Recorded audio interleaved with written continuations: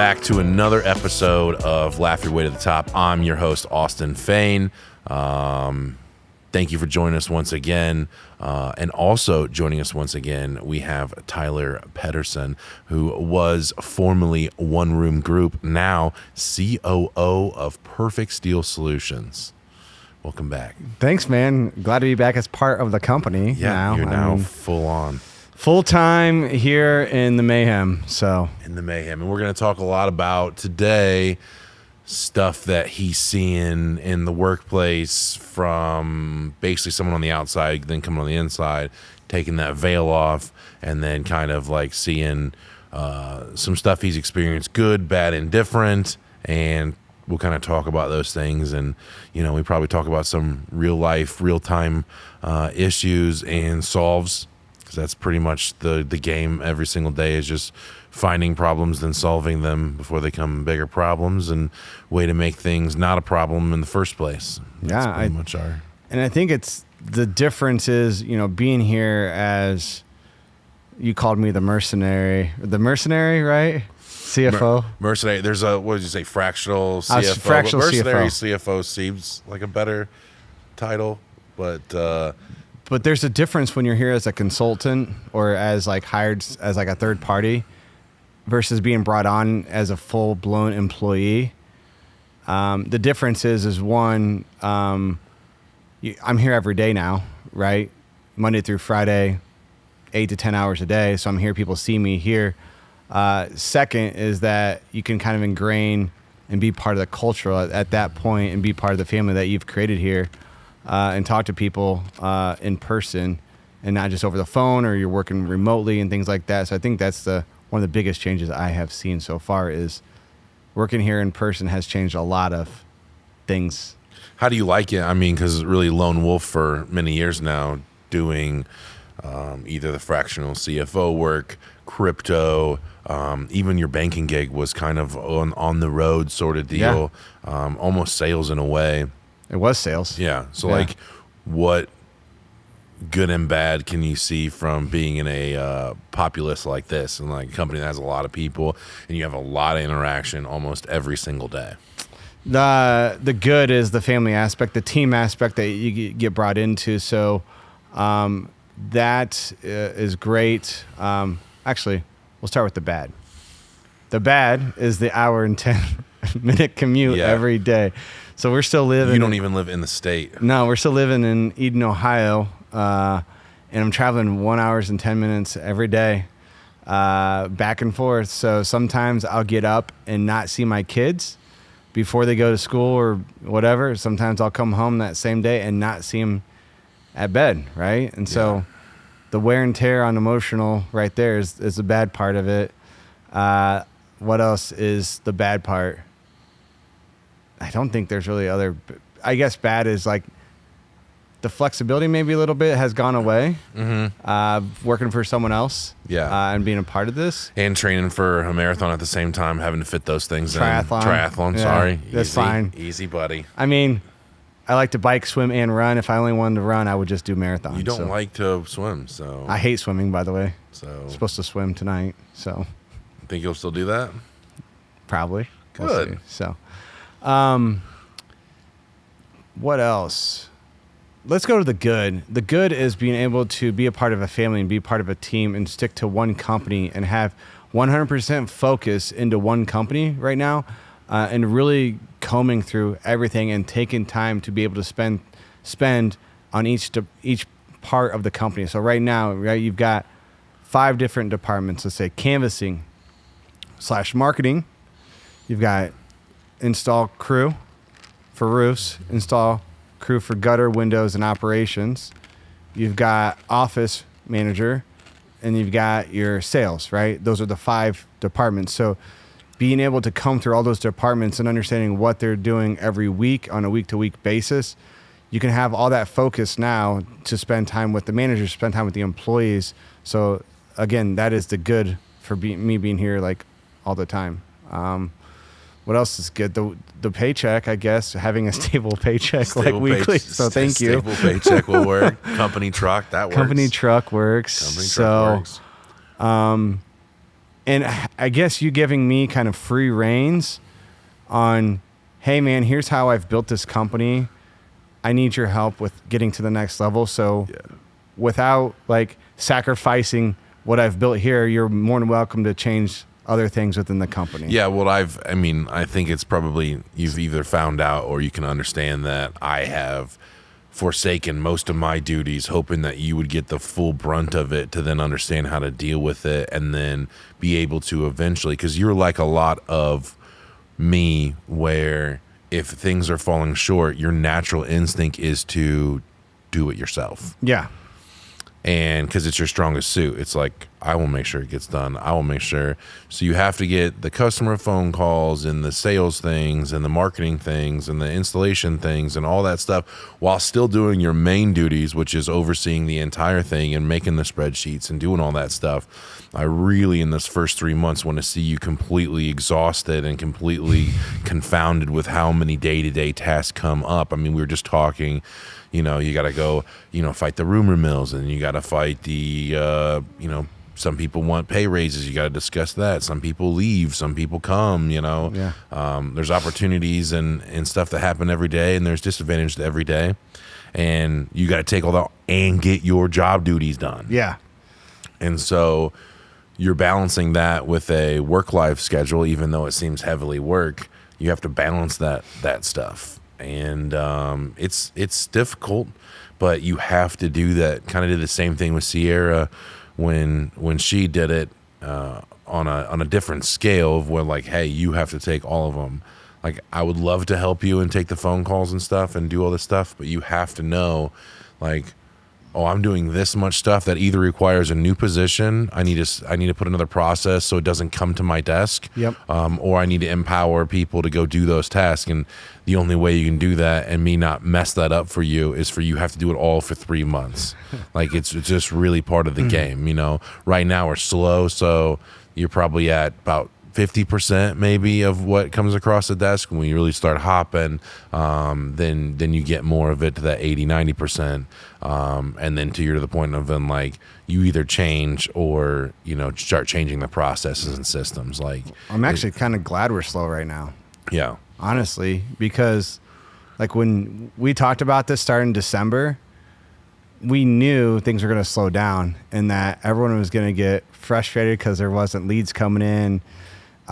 Maybe money slows down a little bit. So I think a lot of people get anxious, right? Where you and I see it as an opportunity to look at every department, look at the processes, change some things. And then, like, right now, like, yeah, it's coming in slowly, but I can fix some of the systems right now, put something in place, test it, and if it doesn't work, tweak it. So then when we are busy, we know that the system can work and we have a process for it and everyone's used to it, right? Yeah, time to till the garden isn't in the middle of growing season. No. That's not when you make big changes and change the composition of everything. That's not when you do that. You do when everything's dead. Yep. And you're trying to start new and you're trying to start new stuff and grow new things. That's the time to do it. You don't do it in the middle of summertime. It's way too hard and it's way too stressful, especially in something like our business where, in the wintertime we're doing 5 to 6 roofs a week. And then you go to something like 13 to 26 roofs a week during the busiest times. Yeah. So that's a hard thing to change in the middle. One thing changes a lot of stuff, a lot of people involved with all those things. Now we get to, like, kind of hedge our bets in the beginning. So, no, it's been going good. I mean, it's been really awesome to have you on here full time. I mean, our desks are 50 foot apart, and so we can just yell at each other back and forth. It's been nice having you since I'm working out and you're working out. It's been cool to see our progress and keep each other accountable there. The only difference with us working out is that I'll go running with the shirt off, and I'll run with the shirt off, but then the titties hit me in the face, so I can't run with my shirt off. It'd be like someone who gets a black eye. Yeah, I don't want to do that. It's not a very good sight, I think, but we would have less people work here if I did something with my shirt off. Yeah. So, but no, it's been fun. Like, I did speaking about working out, I was on my way to do a 5-day water fast. Yeah. I made it through almost 4 days. So that was good. Was it going into it, how did you mentally prepare going into that? Did you mentally prepare? No mentally prepared at all. Okay. Just like literally my nutritionist / trainer, Tracy, who I hope to have on the podcast here soon. She's awesome. We work out every day at 6 a.m. And she was like, I'm doing one. Would you like to do one with me? And I said, I have, vacations and Thanksgivings and Christmases at this time. And then after this, I have a lot of meetings and scheduled things. After this, I have this 1 week that I can do whatever. And if I am going to be low energy, then this is the week to do it. I don't have to perform as such. So she did it with me. Well, we kind of quit at the same exact time. But yeah, it was super easy. It was the easiest thing I've ever done. It was just straight water. You could have bone broth. You could have like 32 ounces of bone broth a day. You drank that at my desk, by the way. I did 16 ounces at your desk. It was disgusting. Bone broth is gross. But I did it, and it was weird because I'm super fat. I love to eat. I thought it was going to be way harder, but it wasn't. I mean, I drank 15 to 20 water bottles a day. I mean, it was a bunch. But every time that you think you're hungry, you just grab water and pound water. I mean, you just go through it. I never got hunger pains, which is weird. I never got them. Yeah. I mean, I never got them. I thought maybe one night I was having some, but my stomach just like was turning a little bit, but not in a painful, like, put something in me. It was more just like kind of unsettled, and it was making noises. And that was one of the last nights. But yeah. The only hard part was that after the fourth day, they don't tell you that with all this water, you have to drink electrolytes as well. And I was doing that in the form of Propels, and that's basically salt. Electrolytes are salt. And I was pounding Propels for the last 2 days because I found Propels that are 0 calorie and just electrolytes. And so I started doing that. But what happens is in your bowels, you just get basically salt water in your bowels and nothing else. And your bowels want to get that out. So you can't trust a fart. You can't do any of that stuff. And the amount of hurt that I was going through with going to the bathroom was nuts. Yeah. And so like couldn't do it anymore. At the risk of either being sick or just dehydrated and stuff. So yeah, don't trust the fart if you're doing a water fast, because there's nothing in there. There's plenty of videos on that online if you want to see why you don't trust the fart when you're on a water fast after the third, fourth day. But yeah, I probably dropped 15, 20 pounds in 4 days, which was nuts. I haven't weighed myself again since then, but after like the second day, I lost 10 pounds in like 2 days. But yeah, so it was a good experience. I think I'm going to do it again, just go into a little prepared, maybe do the bone broth just to have something in there, even though I don't need it. Yeah. Maybe that will help me do it longer and better. They say that you can fast up to 20 days with water very safely. My wife did it for 11 days. That's intense. You didn't tell me that. 11 days. Just water. Just water. Wow. Yeah. So I've been wanting to do it for a long time. But with my training schedule, I don't think I can do that. I even talked to Tracy about it, and she says you got to really watch with your intense training because there's some days where I'll be burning 1,500 to 2,000 calories. Right. Like the intense training, I couldn't do that. So maybe at some point, You'd be emaciated. I would be. Yeah, it would destroy you right now because you just have 0 body fat. Now I have tons of body. I'm like 50% body fat. I find this interesting with your fast that we can probably compare it to business a little bit. Okay. Do you want to hear? Sure. So how would you, going into this next one, what would you do different going into this next fast? How would you prepare differently? I think I wouldn't do so much electrolytes again. Putting all that salt in my body wasn't good. I'd probably limit myself to find out how much electrolytes I actually needed. I mean, I went from drinking like 15 waters a day to then doing like 7 waters and 7 Propels. Yeah. And I think that might have just been too much electrolytes for the amount of salt content that I had in my body. So I think next time doing it without so much electrolytes will probably help it a little bit. But yeah, that's pretty much the main thing about it again. And like maybe trying to do a little bit more cardio. I mean, I still lifted. Yeah. Obviously not as much as what I normally did because I think that just less gas in the tank. For me, it's supposed to energize you. I didn't feel energized at all. I still don't feel energized. I think it might just be the weather. It's gloomy. It snowed for the first time today.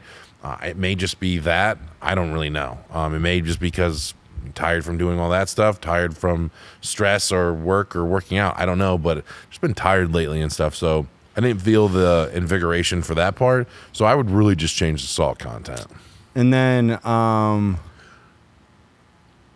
trying to think if there's anything. So other than that, you would plan differently for this time to be able to then understand what your body would do, and then you would probably then be able to survive the 5-day fast, right? I mean, you think... Oh, I would like to, when I do it next time, I want to do it for like 20 days. 20 days, okay. I want to do it for like 20 days or until like it doesn't feel good anymore. Because I'm telling you, it was not hard at all. I didn't crave food. I didn't want to stop at Taco Bell like I do. I don't want to stop at McDonald's. I don't want to eat a steak. I don't want to do any of that stuff. It was just normal, like almost immediately. Like I had been living my life like that from day one. It was not a factor. So, like, for example, let's say that we wanted to try to get more sales, and all you did was like spend $40,000 and like throw it at the wall and say, hey, here's how we're going to get more sales is by doing X, Y, and Z, right? You try it once and you don't have a plan to go forward with it, and you don't have a strategy to go forward with it. So you do it once, didn't work, nothing happened, right? And this happens a lot in business, I think, with a lot of people, is that they think to get more sales or to be more profitable, they just need to throw more money at things without a plan. So with your fast, you really didn't have a plan going into it, and maybe that's woe on you for not researching it before, or Tracy not giving you enough information. But there was no preparation or plan into it, but you didn't think you really needed one, right? It was whatever. And a lot of people in business owners don't. But when you see a strategy not work, and then you're like, man, I either lost money or didn't get the sales. Now what do we do? And you go try something different, but the next time you have a plan and strategy, or maybe someone in place to help you along the way to do that.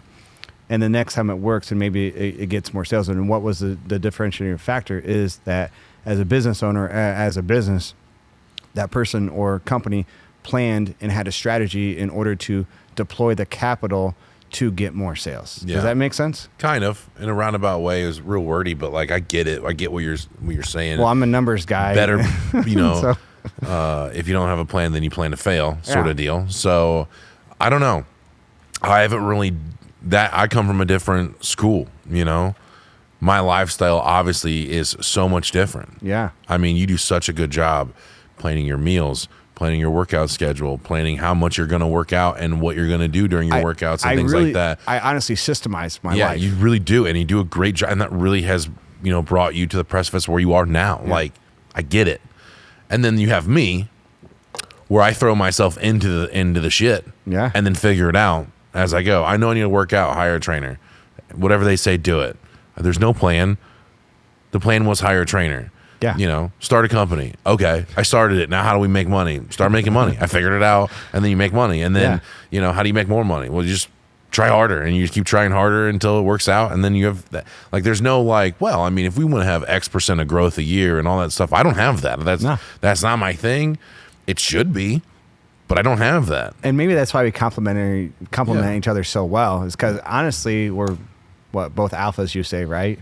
I mean, I don't say that I'm definitely a type A. That's what I will say. Type A. I will say, I mean, alphas, gorilla stat. I don't know, like, if I'm super alpha, but I am type A for sure. That boisterous, needing attention, control room sort of deal, definitely. Yeah. So, I mean, that just works for me. I understand it doesn't work for everybody. I don't think you can be less successful or more successful either way you do it. Agree. I think they're both based upon how you operate your life. I would love to be more organized and things like that, I think, in my head, but I won't sit down and write. I don't meal plan. I don't do any of that stuff. Like, it's not part of the thing. I think that's why I liked the fast so much, because there wasn't anything to do. Throw yourself into it. Dude, you picked up so much efficiencies. Like, how much more time did you have during the day? So much time. It's eating? So boring. Part of the water fast, the main drawback of the water fasting is that all of our life is built upon work and food. I mean, pretty much. The family gets leftover stuff. Yeah. That's just true. It's just, if you choose your family first, then don't go to work. I mean, it's just, you don't do that, right? Right. And if you love your family so much, stop eating and just spend all your time. You can't. You have to do work and food, and then whatever's left, the dog and the kids and the vacations and all that stuff takes friends and everything like that takes things. So once you take out almost 50% of that equation, your life is boring. It's so somber and boring. It's so like, because it's like, hey man, like what time are we meeting? You usually say like, we'll meet around breakfast time or something, or we'll meet for lunch. It's weird to meet a friend in the middle of the day and not eat anything. Like, you just had a meeting with a realtor today. Yeah. You guys didn't just go somewhere to a hardware store and meet up. You guys went to lunch. Like, you don't meet for other reasons than that. Yeah. As far as a baseline thing, I mean, you meet for that reason. And then, pretty much everyone has plans throughout the day because it's food and work. And then after that, you really don't have anything to do until like 7, 8 o'clock, when you can hang out with your friends or family or whatever. Yeah. And it's not weird. Like, if I call someone to hang out, like, hey man, let's hang out tonight. Like, cool, where do you want to go get dinner? I'm not eating dinner, so nowhere. Just come over. Like, that's weird. So like, they have to eat. Yeah. So then they're busy. So like 7, 8 o'clock, when everyone's done eating and doing that stuff, then you can hang out with them. It's just so weird. That's the weirdest part of having that water fast, to get used to like not having scheduled parts of your day. Yeah. Everyone else is eating or working, so you can still work. But then after that, when you get home at night, if you get home at a normal time and you water fast, like at 5 o'clock, there's nothing to do until you go to bed. I mean, you could try to play video games stuff. That's not my thing, but like, to be fair, I think you really were only eating breakfast and dinner anyway, because during the day when I'm here, the only time you really eat is when I bring you food and you're super hungry, or when I'm really hangry and you're like, I got to get you some food. Like, that's the only time you really eat that I've seen you, like lunch. It's all really much emotional eating. Yeah. Like with me, it is all, I just want to eat a big meal so I can go to bed early, things like that. Yeah. It's just like, it's not like I need to fuel my body, which is, what you do a lot. Is like, man, I know I have a big workout. I have to put some stuff in my body so I can burn it off. Or I just came off of a big workout and I feel depleted, so I need to fill it back up. For me, it was like, well, it's getting dark. Time to eat meals. I'm just like, it's weird. It's so strange to have that, because I thought you have to eat. You have to eat. You don't. You don't have to eat. You don't have to eat up to 20 days. It's like not you don't have to eat like that day. We've all been on vacation and be like, dude, I'm starving. Let's go get something to eat. Food, alcohol, salt, fast food, all that stuff hurts that, and it helps you eat again and again and again. I think it just helps you get mentally stronger, to be honest, too. It could. I don't feel any different. I still try. Well, I'm a slut for Papa John's, or was. I ordered Papa John's the other night. Was it last night? It was last night. And I ordered a small pizza, and I ordered some breadsticks, which are cheese sticks, and then I ordered a calzone. I'm like, I don't really know what I like anymore. It's been a while. I'm gonna order like all three and just eat off of it. Yeah. I had one bite of everything, and I'm like, this is disgusting. Yeah. I threw it all in the garbage. Took a video of me throw it in the garbage. I'm like, that part of me is over. So at least changed my palate. That's crazy. At least. Yeah. Like, if you don't get in that cycle, like it's not good.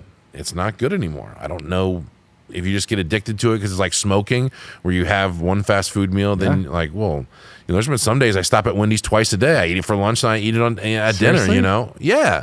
And, it's like, oh man, I feel so bad about myself. I ate Wendy's twice today. But then, you go through a water fast and you're just not addicted to that stuff. So, I don't know. I wouldn't say it's for everybody. Like I said, like, you're obviously training and things like that, and there's some people older and younger, and I'm not condoning anything. I'm just saying, for me, I want to do it a lot longer because it really trimmed me up. I was losing weight. Yeah. I felt fine besides being a little tired. But if you have a job that's sitting at a desk most of the day when things aren't going along, like, that's a real part of it. I wouldn't want to sit through lawyer meetings or go through being on a roof or doing any of that stuff, laborious things where you have to be on it. But if you're just kind of like doing the day-to-day ops, like, that would be a perfect thing for me. I think what changed me on food was because I had like addiction to weird peanut butter. Peanut butter? Oh yeah, I'd go through one of those big Peter Pan jars, not Peter Pan, Jif jars. Yeah. One every 3 days. Wow. Yeah, it was eating by the spoonful. And what it changed me was when I started training, like, and I knew that I needed to fuel my body, but I was like 2 months not eating peanut butter, right? So then when my coach was like, hey, you got to fuel your body more. Like, you got to have more carbs, more healthy fats. And for me, I'm like, man, I'm just going to gain the weight right back, right? Because I've always been yo-yoing up and down, 225 to 185, back to 220, down to 205, back to 215. Like, it's always been up or down. This is the longest time I've been able to maintain my weight at like 185 for a very long time. And it's one, because I've systemized my fitness, whereas I look at an app and I know what I'm going to do for the day for working out. 2, I treat food as fuel. So I fuel my body, my workouts, and I'm still maintaining my weight. And 3, I've cut out all the alcohol from my life for 7 months. And I think those are the biggest things. And it's, one, got me more clarity in mental aspect of things. And it's brought me just to be the best person I can be for, 1, working here, and 2, for my kids and family. I think that's like right now, I look at things, it's not a lonely place, but it's a very small place. I only have a couple. Correct. When you cut out those things that require social interactions, like food or alcohol, those things, like, it gets weird. To my wife and kids, you, and like 7 friends, that's it. Mm-hmm. Like, every time you cut something like that out, if you'd stop doing car stuff, it'd be it would be wasteful. Like, if you start probably 3 then 4. Yeah, it's just it's hard when you cut those things out that require that stuff. So I think everyone thinks that living like a busy life or having all these things in their life, and I know we're going off on like tangents, but like, I live a very boring life. I get up, I try to spend time with my kids, I come to work, spend time with my kids, I work out, and then do car stuff. Like, that's really all I do. It's very boring. I don't go out to bars anymore, and I don't go party. But you don't miss it. But it's different. I'm just telling you, like, a boring life is actually a great life. Yeah. So let's take a break. Yeah. All right, and we're back. We had a big slight interruption. People are working out. You probably hear them in the background, maybe, but we took care of that. But we were talking off camera a little bit about like the stress, and you were saying you've been doing what lately? Have you been taking a lot of stuff off my plate? Oh yeah, I've been taking like a lot of the day-to-day operation stuff off of your plate. And I would say the one, not a bad thing, just the one thing I was unexpected, I think I alluded to in the start of the episode, is the emotional stress or the emotional capacity that this actually position takes, and running the day-to-day, or almost taking everything in the day-to-day part. Everything. So like, it's weird because that stuff doesn't stress me out. The stuff that should normally stress other people out just doesn't stress me out. You know, whether it's a money thing or a personal thing or a work thing or a hiring, firing thing, those things really don't stress me out like they would at least normal people and stuff. I like the fact that you've been taking everything head on and kind of handling it. But yeah, like it's weird when you become a business owner or even a manager in a certain amount of respect. Like, the shit rolls downhill. Like, you're gonna get it. And so dealing with that emotional part of, they're gonna ask you for more money, they're gonna ask you for more time, they're gonna ask you for more help, they're gonna ask you for more knowledge, and you got to be there to feed those baby birds, or they're gonna fly away. You know, so you have to constantly pour and pour into those people, and you don't get to choose when you get to feed that. They come to you when they need it. And that's some of the I think the most difficult parts of doing something like this with so many people, 70 plus people in an organization, is like, some of those people are just going to need help every day. Some of those people are going to need help once a week. Some of those people need help once a month, once a quarter, once a year. But you don't get to choose when all those people come to you. It might all be on Monday. It'll all be on Wednesday. It'll all be 1 week. It'll all be 1 month, whatever it is. And just everything happens for a reason. To be amount to position yourself where you can pivot all the time and take care of those things and still get your own stuff done. That's the real magic. Like, so if you're out there and you run a pressure washing crew or a roofing crew or whatever you're doing, that you're running something that requires at least 2 people or more, and you have to do different sides of the business to handle all those things. I remember Sabran, who was on an earlier episode, a very successful detailing company. And then also in the same respects, not. Because the detailing company was him. he tried to hire many times. He tried to hire cousins, brothers, all this other stuff.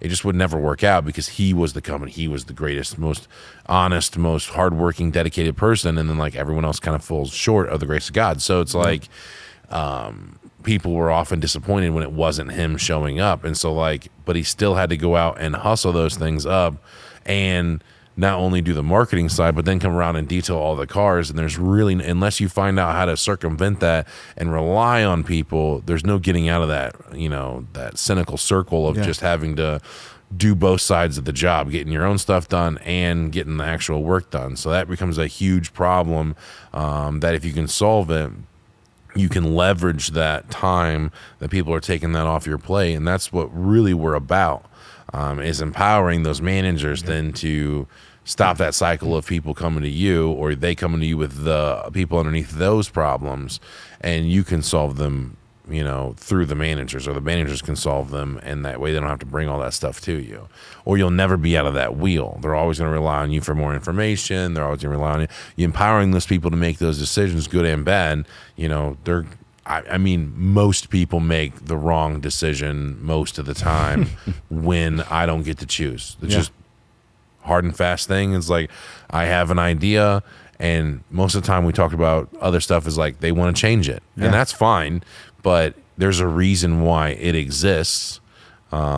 People don't always look at the entire picture or a certain segment of it, and so when they want to come and change that stuff, it's usually more like hand to mouth kind of feeding stuff, and they don't consider the larger impact it'll have over the macro fucking situation. So it's usually wrong, but you have to let them even make the wrong decision sometimes. So you can have a learning moment or build off that, or find out that they're not the person that you should have handling those situations. I remember when I first came on and you sat me down and said, you're going to make some wrong decisions, and I'm not going to be mad at you for it. We just got to learn from it, right? But you are going to fail at one point within this. You're gonna fall. You're gonna fail a lot. Yeah, you're gonna fail a lot, and that's like because we don't do a one-dimensional thing. No, like you might do the numbers great, and you might never mess up the numbers.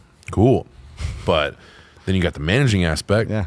There's no way that with all those different personalities and stuff, you'll always make the right decision all the time. I'm learning that. And then you have the people underneath them, and then you'll have like longevity things and short-term things. You're like, cool, let's run this competition. Let's do that. Let's not do this at certain times. Let's run marketing like this, lean or fat or whatever, and it's just going to be wrong, and it's fine. But you all have to learn like I learned. It's not like I made all the right decisions. But until you have that, you don't have a coachable moment at all. Yeah. It'd be awesome if you never made a mistake, but that's not the way life works out. And so far, I haven't heard any wrong mistakes, but it's like, you've been working on a customer on a gutter issue. And it's like, I'll handle it and blah, blah, blah. It's probably been a month. Maybe you've had a bit on your plate where like, we got a guy who won't pay us because of a gutter issue where he thinks a screw might have, he's got built-in gutters to his house, not actual outside gutter wells. They're internal, and he thinks that one of the roofing screws is going to hurt that at some point. And so he's withholding, let's say $8,000 from us. And you're like, I'll handle it, I'll get it done. You've been out there doing that stuff. It's gone by the wayside pretty much, but just because there's so many other things up until then. It's not that I haven't forgotten about that particular thing. I just know that there's stuff that comes before and after that all the time. And then what happened is that because of the different personalities on the management level, I made it my goal to spend some personal time with them to do what they want to do. So, for example, like Ryan, our sales manager, I asked what he wanted to do. Like, I wanted to get to know these people so I could understand what their personalities are like and understand like how to manage them correctly. I think that's one thing is like management style. It's like you can be this kind of manager, but with certain personalities, you got to kind of play on their personalities a little bit or understand how they're going to react to situations. So like for Ryan, he wanted to go shoot guns. So we went and shot guns and like we went out to lunch, and then he's like the only one who wanted to do something. So then I said, hell, I'm gonna start surprising these people and start doing recon, like doing recon on stuff. So I took our gutter window installer and operations manager, Chris. I took him fishing on Friday. We went riverboat fishing up in the St. Joe River. He's like never caught a steelhead in his life. And then we caught 4 steelhead. 4 giant steelheads. 4 giant steelhead. We had 7 hooked, only brought 4 in, but that was a fun experience. And we stopped by a job on the way back. And on the way back, I said, hey, man, I've got this job that I have it's been on my plate. We've been out there. I don't have the time right now to solve it. And I know it's been out there because it's been out there a year. I said, can you help me with this? So Monday we sat down during his one-on-one, and I showed him everything. He was out there Monday afternoon. He's got video of everything now and pictures that we can go back to the client now and say, hey, here's the issue. Here's what we're willing to do, and hopefully get collected on that, I would say, within the 30 to 60 days. So, like, yeah, it went by the wayside. I never forgot about it, but there was so much that got... we don't forget there was about so them. much stuff that got dumped on my plate that, like, early on, I was like, yeah, I can handle that. I can handle that. But everything's kept dumping and dumping and dumping, and, like, it's one of those... they're not easy one-call fixes. They're not. And no, they're not. And so, like, I'm like, yeah, I can figure this out, like, as a problem solver you are. But at the end of the day, you need to use your team and utilize their experience. Because Chris got up on the roof because I'm like, you're going to need a lift to get up there and stuff like this. And then he got up there with just a ladder and got video and pictures and stuff like that. So now we have information to go back to the customer with, say, hey, here's what we can do to resolve the issue. It's just... I think that personal time with him, the riverboat, really got me to be able to ask him to do some things that is actually in his department to go do and not just do it all on my own, right? Yeah. So I think that really helps. Yeah, you got to empower those people, Yeah. or your plate will just fill up, you know. And then again, you get to see if he comes through with it, you know. Yeah. Like, will he do it? You know, maybe he won't, you know. And then you'll find out more stuff, you know. Just Right. keep on building upon that.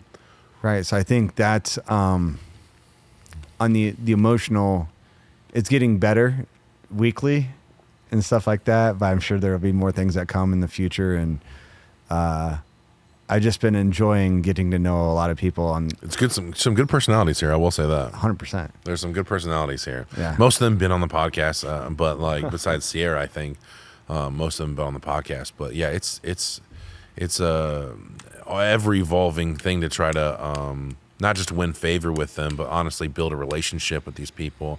Because at the end of the day, we do rely on them. You know, we have to make them, you know, happy, and you have to have a basis. And you ask them to do something not only for a paycheck, but, you know, just to do the best they possibly can do. And if you don't have that, it's going to be harder. I mean, you know, just if Amazon, if you're delivering packages and they ask you to clean the bathrooms, they're going to be like, no, I don't get paid to do that. Yeah. I get paid a flat rate, and Amazon doesn't do X for me. You know, we have those large corporations. So this kind of stuff, we look out for people, and then we ask them to do more, and it's a lot easier for them to, you know, be copacetic with all that stuff. Yep. So, What are we, 38 days into me being on here? And I feel like in the first 30 days, it was like you try to implement so much and you feel like you have so many good ideas. And like I tried to do a lot in the beginning, like example for like our like job progress, Leap and stuff like that. Like I wanted to get more stuff into Leap. So then when we had an installer go to a job, he can pull everything up, see the blueprint, see everything in one site, like one site.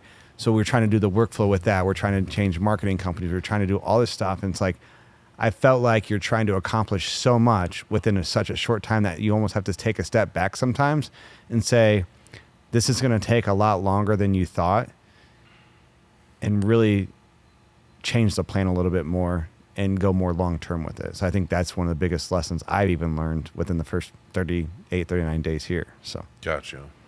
Let's point out some of the good and bad things about each one of the systems. Let's do that.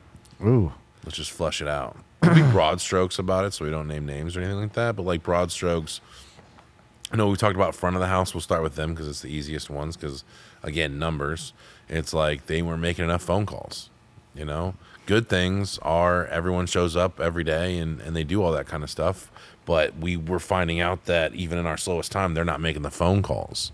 Yeah. So one of the things is like, how do we know the goals when we haven't pushed the limits on understanding what the goals are? So right now is the time to really start pushing those things. So coming out in the next, actually starting this week, we're incentivizing to figure out how hard can people, how much time can they spend like making those calls and trying to get more leads and trying to confirm those leads. So that's one thing that we'll understand after the next week or so on how, what the realistic goal should be set. Cause you don't know you don't know what someone can do or the department can do until they're really pushed to work as hard as they can to meet those goals. And what are people incentivized by the most? You've taught me this. Yeah, it's not always money.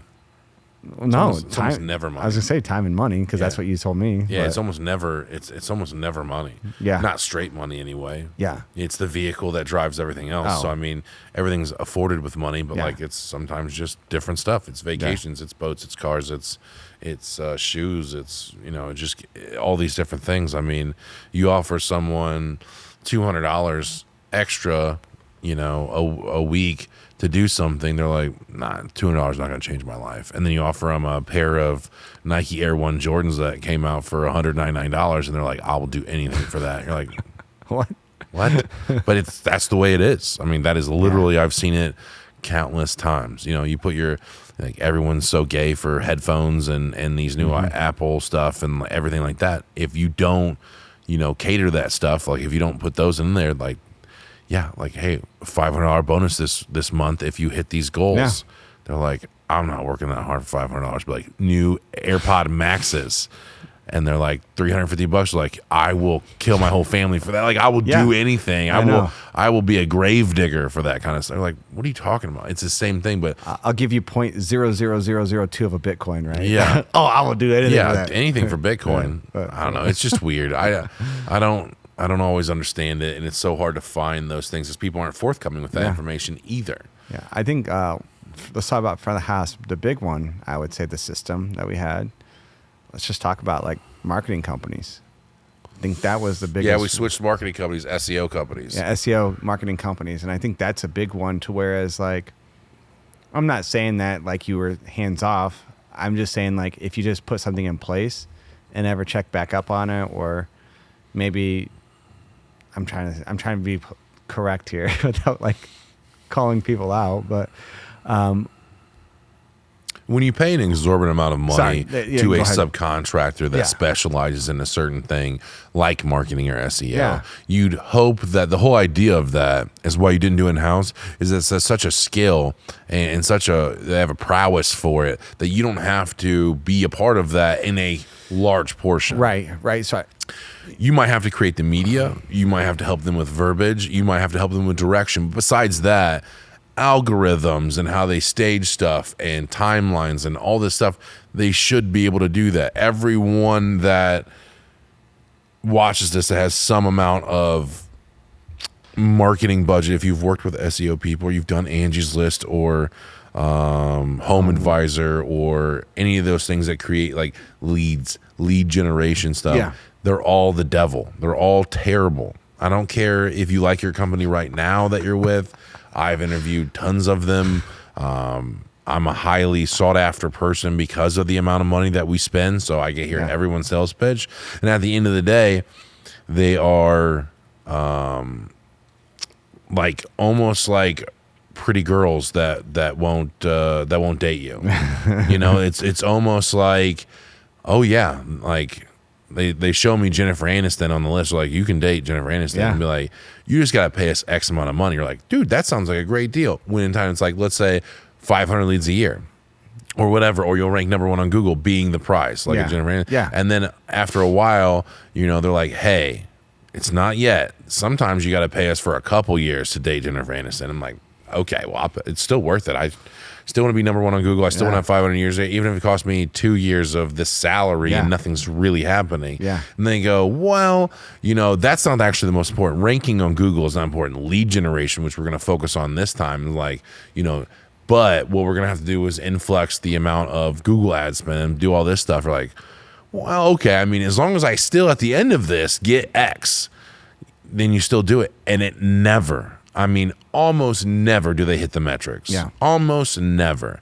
You love SEO companies, I can tell. So many people that promise and overpromise, underdeliver. It's crazy in SEO. And maybe it's the nature of the beast. Maybe it's some from ignorance or something that I don't understand from me not being well versed in that aspect. But it's so crazy that the amount of media that we have, the amount of attention that we have, brand awareness that we have, the amount of our integrity in our name, all this stuff and the amount of money that we spend, an ungodly amount of money, 6 figures amount of money, and you can't guarantee me so many leads a week, so many leads a month, so many leads a year. You can't guarantee me that we'll rank number 1 on Google. You can't guarantee me anything.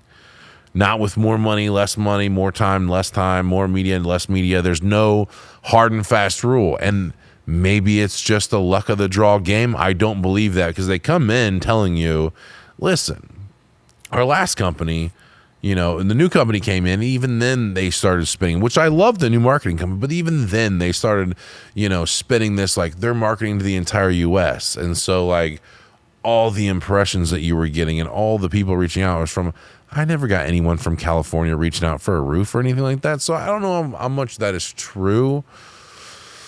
That was weird. They're like, we changed it, so now we're only marketing in the demographic that we're at. Oh, okay. All right. And then they're like, you're going to see more, of this thing. You're going to be. Luckily, I haven't heard that they've been promised me number 1 on Google or anything like that. No, they haven't there's been anything. no like promises on that. But there have been like things that so the reason that I looked at this, because I felt like we should be generating a lot more leads from the website than we really are from the amount of money that we spend. And we weren't doing that. And over the last 3 years, it's gone down by more than 50%. For sure. From, 3 years ago to this year, or for last year, it was down 50%. And like barely covering costs on what we were spending. So I'm like, there's something we really need to look. And then the reports we're getting, there really just wasn't a lot we were getting from the old marketing company. So we had to look at that.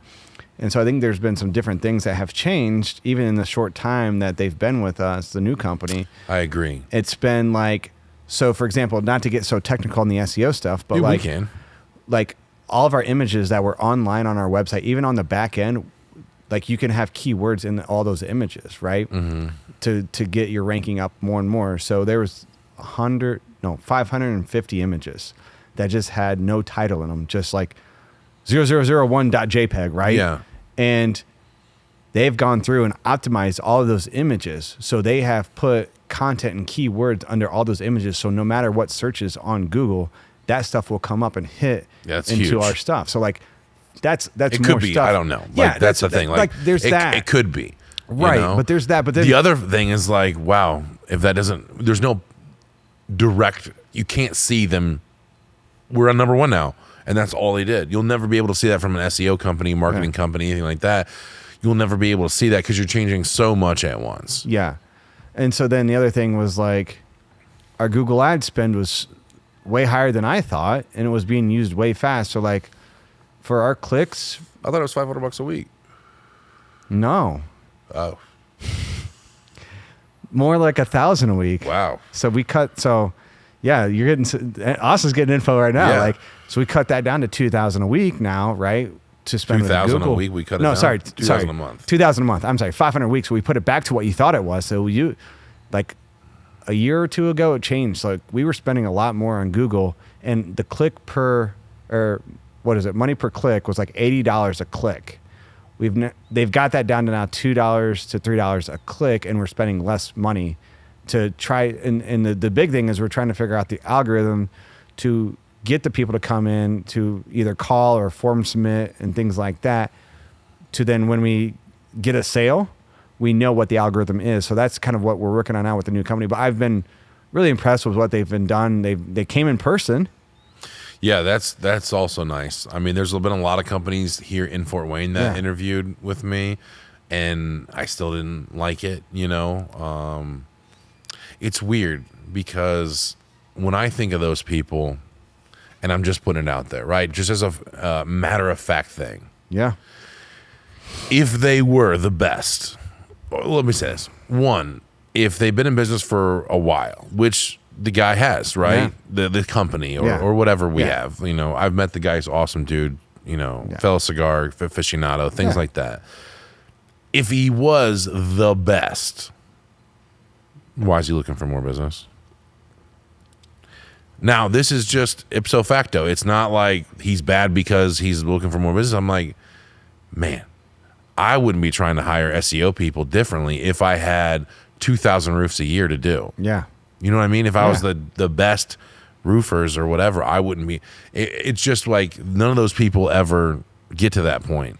They're always looking for new business. They always take on more clients, and there's always clients leaving those people. And that's what I interviewed the most. I'm like, hey, give me 10 people, that you do. And I would call those people, and they would be like, yeah, we're not with them anymore, or we're thinking about leaving. I'm like, why? And they're like, well, we can't justify the ad spend or whatever. I'm like, oh, well, if you can't justify the ad spend, that means it's not working. Yeah. Not that the marketing budget won't allow you because you've made usually bad business decisions and you don't have the capital to put in that. Because if it's bringing in money, I don't care if I'm selling fucking ice cream. Yeah. You're going to spend $100K a year if it's bringing you $500,000 in revenue. Yeah. I don't like it. I don't like how that business is set up to be this. Now, at least these people are on a huge contract, right? Is it month to month? Quarter to quarter. Quarter to quarter, at least. These people were a year out every time you wanted to sign up from the last company, and they just lock you in. So you're paying these people no matter how terrible they do. You're paying them for an entire year. Yeah. You're stuck. And there's performance in the contract as well. So this is actually performance basis as well. Like, that'd be great. I want them to succeed. Yeah. I love when I'd like them to grow so they can spend more money and do more stuff and get more better people and become a better company for me. The whole fact that usually happens is that's not what happens. They lock you in for a long time because you lose the faith quite quickly. That's what usually happens with SEO. Yeah. And I just don't like that way of doing business. Yeah. I don't know how to compare that to what we do so much. But like, I just don't like that it's like that. I don't prefer that way of doing business. And maybe that's just like the strip club way of doing, business is like, hey, look at us. We're the new thing in town, and we'll make it work. And like, this is hot and new over here. And if you like this, then there's so many different options. Yeah. There's so many different companies. None of them are like, they don't have a Google or Amazon or X of this. You would think at this day and age, with everything being digitized in the marketing area, there'd be one. I'm getting on like a dissertation about SEO, but like seriously, like passionate about SEO. Shouldn't there be a company by now that, by in fact and large, has figured it out to a point where you can't really disagree, Now, maybe Pepsi or all these big companies have their own internal people. They probably do, yeah. Probably do. Yeah. But if there was there's people that leave NASA and create their own companies that are hugely successful. NASA doesn't own every good engineer, every rocket scientist and stuff like that that's out there. My point is like, there should be an ipso facto number one SEO marketing company, and there's not. Yeah, I can't think of one that's like nationwide SEO, like who it is. Was Home Advisor until they turned out to be scam artists. Yeah. Literally sued into bankruptcy. Yeah. Into oblivion. Like, it was Home Advisor. Well, doesn't Angie's List does the same thing? Angie's List is the partner company, and for sure. And I'm sure that some of that stuff happens. I can't say for sure. They haven't been sued out the wazoo like Home Advisor was. But yeah, by and large, like, yeah, it's the same fucking thing. Pay money, we'll rank you. Pay money and you'll get leads. Pay money and X. If the leads aren't that good, sorry, you still have to pay for them, whatever. I don't like it. I don't like that fact of, if you'd buy bottled water, okay? Yep. But you buy a 32 pack of water and you have to pay the set price for that bottle of water. And usually it's like, let's just say for this Fast on water, it is $5. It's very cheap. Yeah. Okay. But it's delicious. It's fine. But let's say they mix some really good, like Fiji water in there sometimes. Every 6th to 8th one is a Fiji bottle. Okay. But then most of them is dirty old Dasani, which no one likes. Okay? No one likes Dasani. It's produced by Coke, that's why. It's produced by Coke or Pepsi, and it's gross. Yeah. That sucks. Yeah. I don't want to do that. Yeah. I would have them all be mid-tiered if I knew what I was getting for my money. Yeah. I don't care. I'll spend $80 a case of water to know that I have everything being the same. I don't want this like, dude, there'd be some good ones. And yes, when I was doing it, when I was in Home Advisor, I would spend $30,000 a month on Home Advisor. Really? $30,000. That's a real number. and we would get tons of business from it. We would. Hundreds of thousands of dollars a month. But then also, there'd be so many tens of thousands of dollars wasted. Yeah. Because the fake leads, not good leads, contact info that wasn't right, phone numbers that didn't exist, all that stuff, and they still make you pay for all of that. And then maybe in the beginning it's a little bit better because they want to, like, I don't know, like a Coke dealer would give you like the best Coke in the beginning to get you hooked. And then maybe the first taste is free, and then they cut it more and more and more, and then you have to buy more, and then they have a forever. I can see viewership going up already, talking about cocaine and maybe there's some keywords in here that's gonna make laugh your way to the top. I'm trying to get a little looser for you guys, but like it's seriously not good. I don't like those ways of doing business. Now, I'm not saying our new marketing company is like that. I'm just saying I don't like that business model, and maybe this dude is my savior. And I'll also represent JSK cigars because the cigars are great. We're smoking them right now. Yeah. I love that he also owns a cigar company called JSK. They're great. But I just want to say that piece that if anyone else has SEO companies that they love, maybe I'd like to have an SEO person come on. Maybe maybe that would be the best way to like pick their brains. Now, it would probably be a bloodbath. Because of why I promise to be fair and balanced. But if you run an SEO company, and Riste will be on this at some point, I'm sure. I'm sure. I'm sure he'll be on. He's a good dude. Love the guy. But he's only one part of the company. He's only one part. He's a certain part, fractional stuff. But like he's by and large doing a great job. We've gotten more phone calls and more submissions in the last 20 days than we have in the last 20 months. Like it's great. I don't know if they'll come to fruition. I don't know if they mean sales. I don't know if they mean prosper, but it's something's movement. Working. Something's moving. Coming at least it's in. It's churning the water. It's chumming the water at least or something. I can see something, and he's proving that. But if anyone has an SEO company that you'd like to come on the podcast, even though you want to get tens of viewers, I would love to have you on, and we could market you and do whatever. But I would just like to ask so many questions and have someone be real and honest and fair. Try to prove some numbers to me. That would be awesome. I've taken this company, and usually I've taken this company from unranked to 5. Okay, tell me the one that's not like you make custom horse saddles from nothing to 1. Like probably not too many people in that thing of being the number 1 horse saddle maker in the Midwest. I want to see like you sell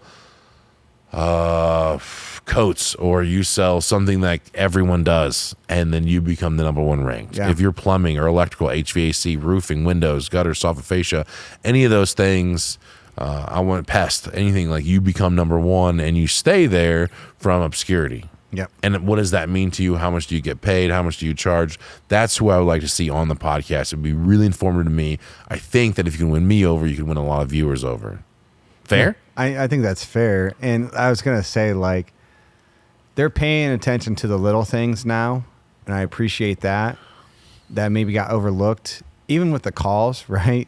The old company didn't even have the right phone number to the office to have calls come in. So there's like, it's just the little things, man, that even in the regular things, a lot of business owners miss just the little things in general. So I think that's, even having outside look at things can be helpful. And so that's one thing on the marketing thing that I was super excited to like change and get something else different in here to see what can happen. So it can't be any worse. I know. It can't be any worse. Exactly. Like that's one of the things that I feel good about changing, because it's like the lowest part. We rely on word of mouth and things in a certain way, canvas, things like that too, on our business model. And so that's fine. But also all these companies, these chuck in a truck people, all these people that don't have a empire to run, they can just simply hire a SEO person to hand them 5 leads a week, and they do their business just fine. Yeah. I would like to have those free leads as well. Yeah. I would like to throw my name in the hat. If they're going to go out online and get different leads, let me do one of those leads. You want free leads? I don't want free leads. I'm fine with paying for leads. That's fine. Yeah. I want to talk to customers. I just want our name in the hat. Yeah. That's all I want. I think we'll get there. And I don't even want sales to be the main thing. I need opportunities, and Yeah. like the opportunities that were preceded this company were minimal at best. If I gave you $60,000 to $100,000, how many leads could you produce that were viable, even by means of just going out and handing out business cards door to door? Yeah. Would be way more viable than what an SEO company did for me. Sure. Now they did give me a pretty website and stuff. There's Yeah. a factor, a number to put with that. It's beautiful. PerfectSealSolutions.com. Go to it. We have sliders on there so you can see before and after. You can go and it goes back and forth, which I really like. Actually, we'll go to it now. The website's beautiful. Yeah. Was that an arcade? Yeah, it was the Christmas shopping I was doing. The Shack arcade. But our website is awesome. And that was one thing that you said was not going to change, and it does. It doesn't change, and so I think that's the best thing about it is that. So like they have these cool sliders here that you can go like before and after. And obviously in the resolution that we're shooting right now, you probably can't see how amazing that looks, but it really does change the entire house from like an old, outdated, mid-century home to boom, that could be in any neighborhood, upscale or downscale neighborhood in the Midwest. And then you can go to a lot of different things that will have. Oh, you can get a free quote. You Look can at get a free that. quote right there. If you select that, you can get a free quote. What are you looking for? The main page, so you can see all this stuff. It's a very beautiful website, and depending on metal roofing or windows or gutters. Solar, like I said, I'm killing off that, so that won't really do anything, but that's okay. Testimonial videos, and then a video on me manufacturing everything. It shows a video. It's only a minute long of how I custom cut everything, manufacture, and do all that stuff. And then these sliders are just the money. I love these things. Yeah. Before and after, you get to see these things. Really nice. Beautiful that one's website. good because we shot this in wintertime and then like summertime, which looks really nice. Again, with those things, I really like these sliders. Project Map It is another good, cool thing. You can view project locations, which is cool. You can filter by your town. A lot of people, when we go to their houses, we've never heard of you before is a fine thing. And that's fine. Like when you hire a garage door company or you hire HVAC, you may not know those people, but you want to feel comfortable. This puts a dot on every single address we've ever done. This is one of the coolest things that I think is in the website. I think you can actually go see the previous houses that we've done. Every single one. And so like if you live in Middle Point, Ohio, you can select this house and see it. Yeah. You literally see the address, where it's at, everything, what color the panel is. And so if you have a similar house, and you can modify it. If you don't want to search the addresses, you can just search the panel type or windows or colors. You don't have to search just the address. So if you're looking for more of a rustic red or a burnished slate or a black or a blue roof, whatever, you can go search those houses. You'll eventually find a house in there in the 2,000 projects we've done. Yeah. And find it in there. We're constantly updating more and more pictures. So very cool thing. I think if I zoom, this is zooming in. I need to zoom out. It becomes a little bit impressive that we span how much we span in the Indiana, Ohio area. It's ridiculous. We are everywhere. You can't drive in 15 square miles and not have a house that we've done. We've touched everywhere. We've been in every single county. We've been in every single city. We want to do projects everywhere, and now we have a way to show the customers that's where we are. And if you want to see their house, then you can go drive by it. If you live in some obscure town, not saying anything like Rossville or one of these places, Burlington, outside of Frankfurt here, you can see that house. Oh, wow. Yeah. What a beautiful house in Frankfurt on nice house. 1374 North Union Road. And you can go by and see how that looks. Yeah. Does it look as good as it does in the pictures? You know, if the people are out mowing the grass, ask them about it. I'm sure they'd love to tell you about it. And you can see that it's a charcoal panel. I really like this website feature. It's been cool. So that's my little 2 cents of, buy our stuff. But yeah, I'm excited always for SEO, but always have my reservations Very about much so. what the things can do for me. And Project Maps has been cool as an SEO project because that should do geotags on every single address, make us look like almost we have a office in every single city and every single county, which should help us rank anyway. But yeah, we're doing all those things. So Yeah. what other things are you excited about? So kind of go to the back of the house a little bit. So what I found out in my time here as like the mercenary CFO was that there was like no like really systems and stuff in like the back of the house, whether it be like gutter installs or window installs or just like installs in general. Let's just say installs in general. No checklists. And it seemed like there was nothing like people just grab stuff, go in the truck and go to the job site. Right. And then like an hour later, they're like, man, we forgot our staple gun today, or we don't have enough nails today, or we don't have enough screws today. So what I did was both sides of the install, we've got a checklist. So every day what they do is they go through the checklist and they've got a painfully initial next to everything. One of the guys initial then drew an arrow down and the manager's like, not going to work. You got to initial it all, man. And then on the back of that checklist is a job notes. So every day they, how many feet of gutter, how many windows, what did you do? How many hours did you spend on a tear off? So then the manager then can say, hey, every day, here's what we did and here's how much time. And so we can get actually data. The company can get data. I love data. Yeah, you love data. Can get data on how quickly we're getting jobs done. What's the actual cost to us on some of these jobs? And then we can then project out a little bit better instead of just thinking or having a gut feeling that we're doing okay. So I was super excited about implementing those into both the installs and on the back of the house. To win through operations, we did in front of the house. Sales, we're revamping sales. That's all you. So yeah, I think that a lot of you. I think that most of the time our realm of sales has to deal with one call closes. I mean, we do a lot of one call closing. I mean, we're going to ask you for your business. If we come out, we're not driving out there 2 hours to share data and stuff like that. We want to earn your business and we'll do anything to earn your business within reason. And so some of that, it's not exactly high pressure, but we really rely on one call closes and stuff. So we're going to go more away from that in the future to be more of a follow-up company and be more of a more diligent and we're going to restructure everything. We're going to do more technical things with selling, which involves technology.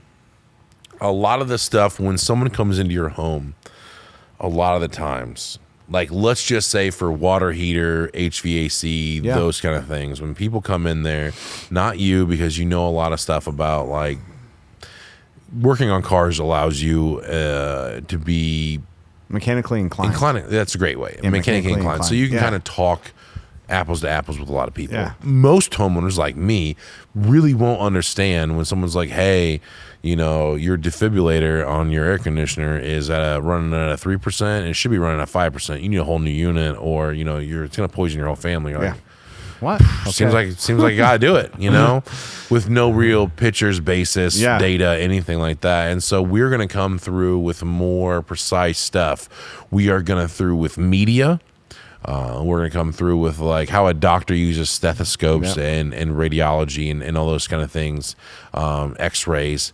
We are going to systematically prove what we're saying is true, even though it's been true all along.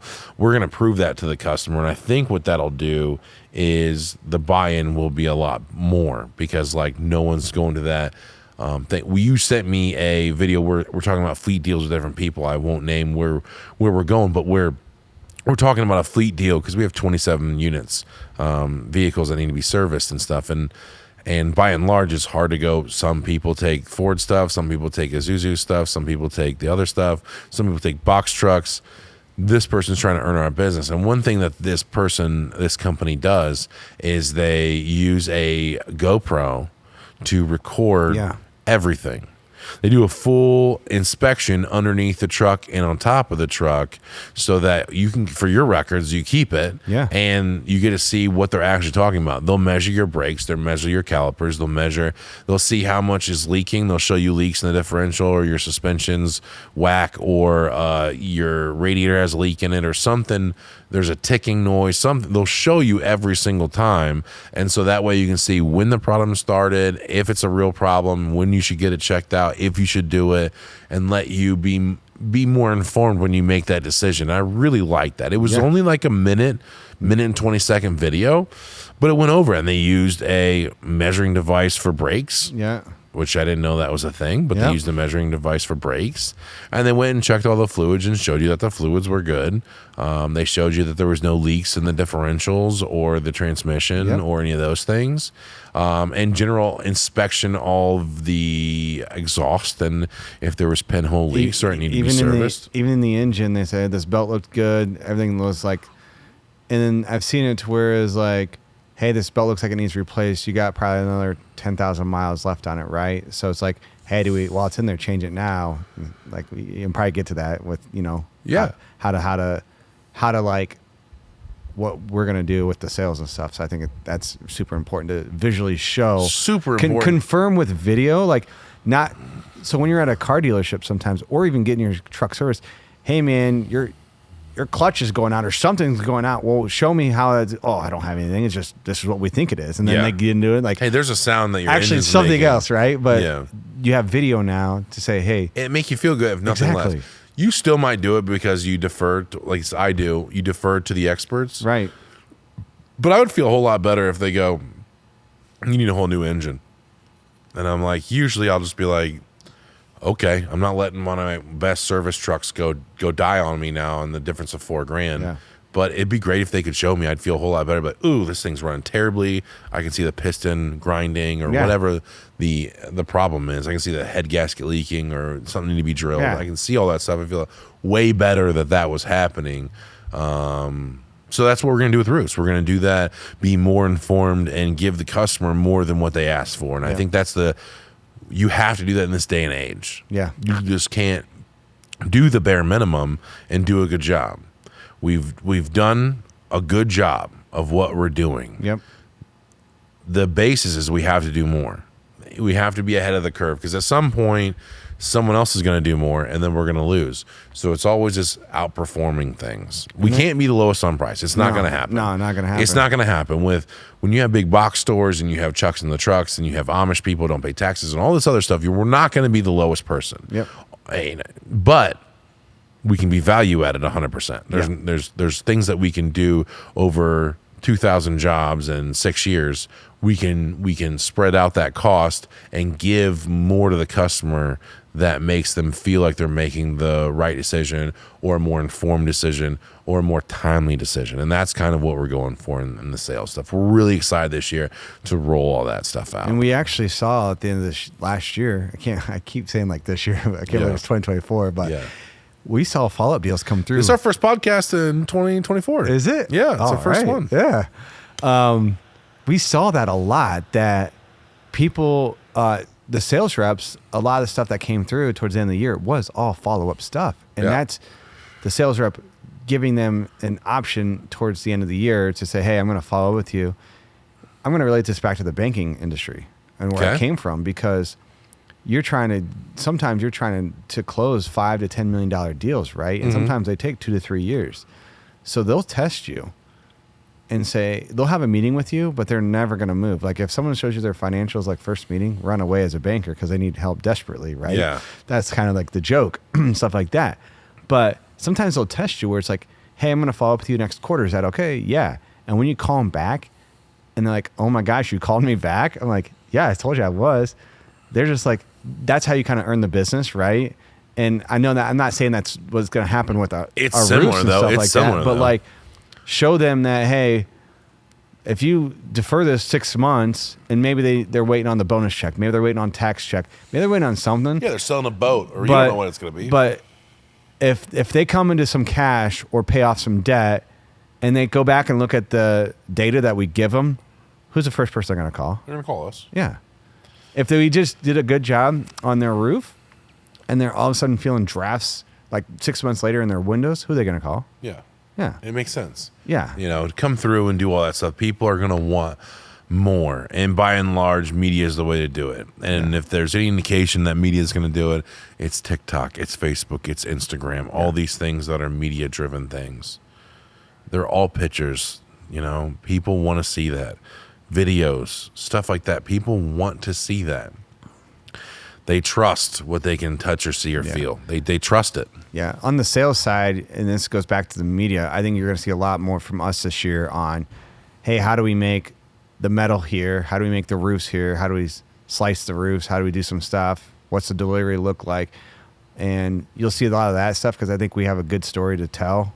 Only person to manufacture metal roofs in the city. Only here. person that markets, makes it and installs and finances all in house. So there's a great story about that here that a lot of people don't know. So I think that you'll see some of that stuff this year, which hopefully will help with on the sales side of things.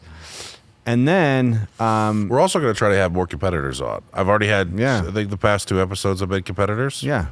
Not direct competitors per se. A lot of those guys deal in a lot of shingle stuff as well. But they dabble in metal roofs. But I'm trying to get more competitors on, not to take away from anything that Perfect Steel's doing, but like just to be informed. I mean, there's a reason that shingle roofs are still more popular than metal roofs. Right. You know, it's mostly cost, but there's a reason. And because subdivisions don't like metal roofs too. Subdivisions don't like that stuff. Newer subdivisions don't like that stuff. So I want to have those people on to have, you know, good conversations. There was a guy on the website that commented the other day that was like, no, shingles are just as good as metal roofing. Yeah. And it was a guy out of Warsaw, and I was like, I could have been a dickhead and just been like, shut the fuck up. Don't comment on my page. I was like, come on the podcast. Let's talk about it. Yeah. I want to hear it. I want to hear it. Like, maybe he makes some good points. Probably not. But he might. Yeah. I don't know. It sounds like maybe he's just listening to the shorts and doesn't get the whole gist of the full concept. But like, you know, what are you going to do if Owens Corning doesn't make that shingle anymore? Right. How are you going to match that? Exactly. They're screwed. So you're going to offer a 25-year warranty on that stuff? 50-year warranty? 50 years is a long time to manufacture the same thing over and over again. Same color, same everything. Same everything. Batches. Colors change. It's a long time. So I'm interested to see if I get more people on there. If you would like to be on the podcast, please reach out. Facebook, Instagram, Twitter, TikTok, website, anything. If you want to be on the podcast, YouTube is a big one. Any of those things. I personally respond to everything. I think, you know, if you look at the comments and how I respond, it's quite hilarious. I've been kind of affable on those things when people do that. And on the media side, I think you'll see a lot more from like, hey, you're actually going to go out. I mean, I'm going to hold your feet to the fire. Mm-hmm. If we see a problem during an install or a tear off, you're going to go out, we're going to shoot a video, explain, hey, what's going on, how we're going to remediate it. Because sometimes one of the first videos I want to do is like not catching tear-offs. Yeah. That's one of the first videos I want to do. I want to show how contractors in the past will hide multiple layers. Yeah. That's like, I really want to show that. Yeah. Because I don't think homeowners know. They don't. They these houses they buy, you know, are 30 plus years old. They're getting by with an inspection saying like, yeah, there's 2 layers in the roof. You're within code. Everything's good. Yeah. There's actually 4 layers in cedar shake on there. And now your roofing job that should have cost around 20K is around 27, 28K. You know, that changes a whole lot of stuff. And a inspector should have caught all that stuff. I'm going to act like that person and show you what to look for and those different things while we go out there.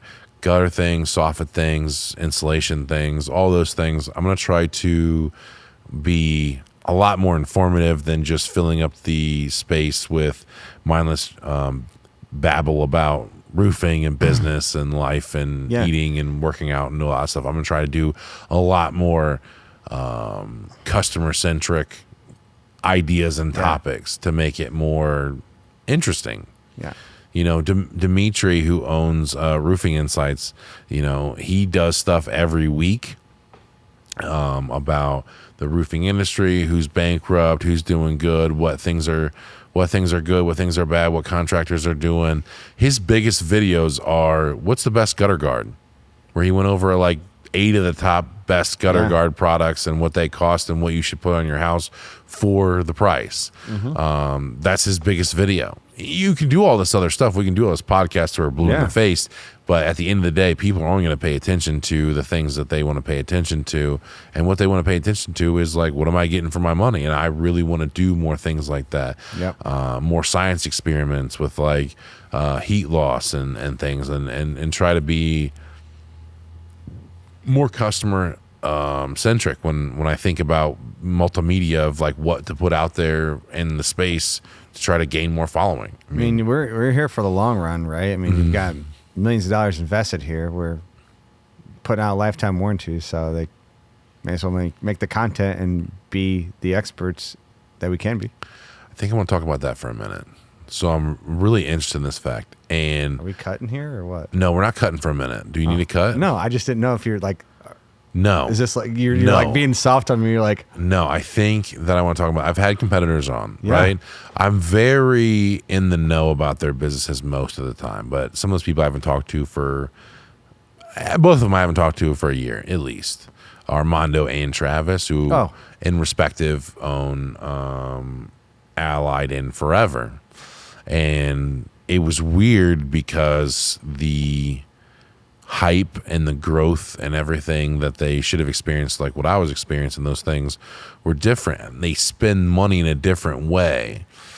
Every time that I thought I was, I don't know, maybe cash poor or anything like that, like that's when I spent the most money to reinvest into lead production or better systems and processes for machines or more box trucks or something like that. I find it almost awkward that Travis has scaled down, and the other people have scaled down, and we're still pushing forward and almost doubling, trying to get better every year. Yeah, we did 10 million last year. We'll do 10 million this year, or we did 10 million last year. We did 10 million the year before. That seems good enough, and it is for a lot of people. But we are trying to take everything that we've learned over the past couple of years and do more with that. I have to help more people. With that, it just seems weird that other companies, short of when it's a slow time, which we are in a slow time. I mean, I do on average 15 roofs a week. Now I'm doing 5 to 6 new roofs every week. We're still catching up on a lot of the stuff from before the first of the year, but it's a lot slower. These other people have gone through the same slowness that I'm going through right now, but they're not doubling and tripling down like we are to meet ends meet. They're not going that they go, well, let's pull back because everyone's scared, or let's scale down to meet where things are now.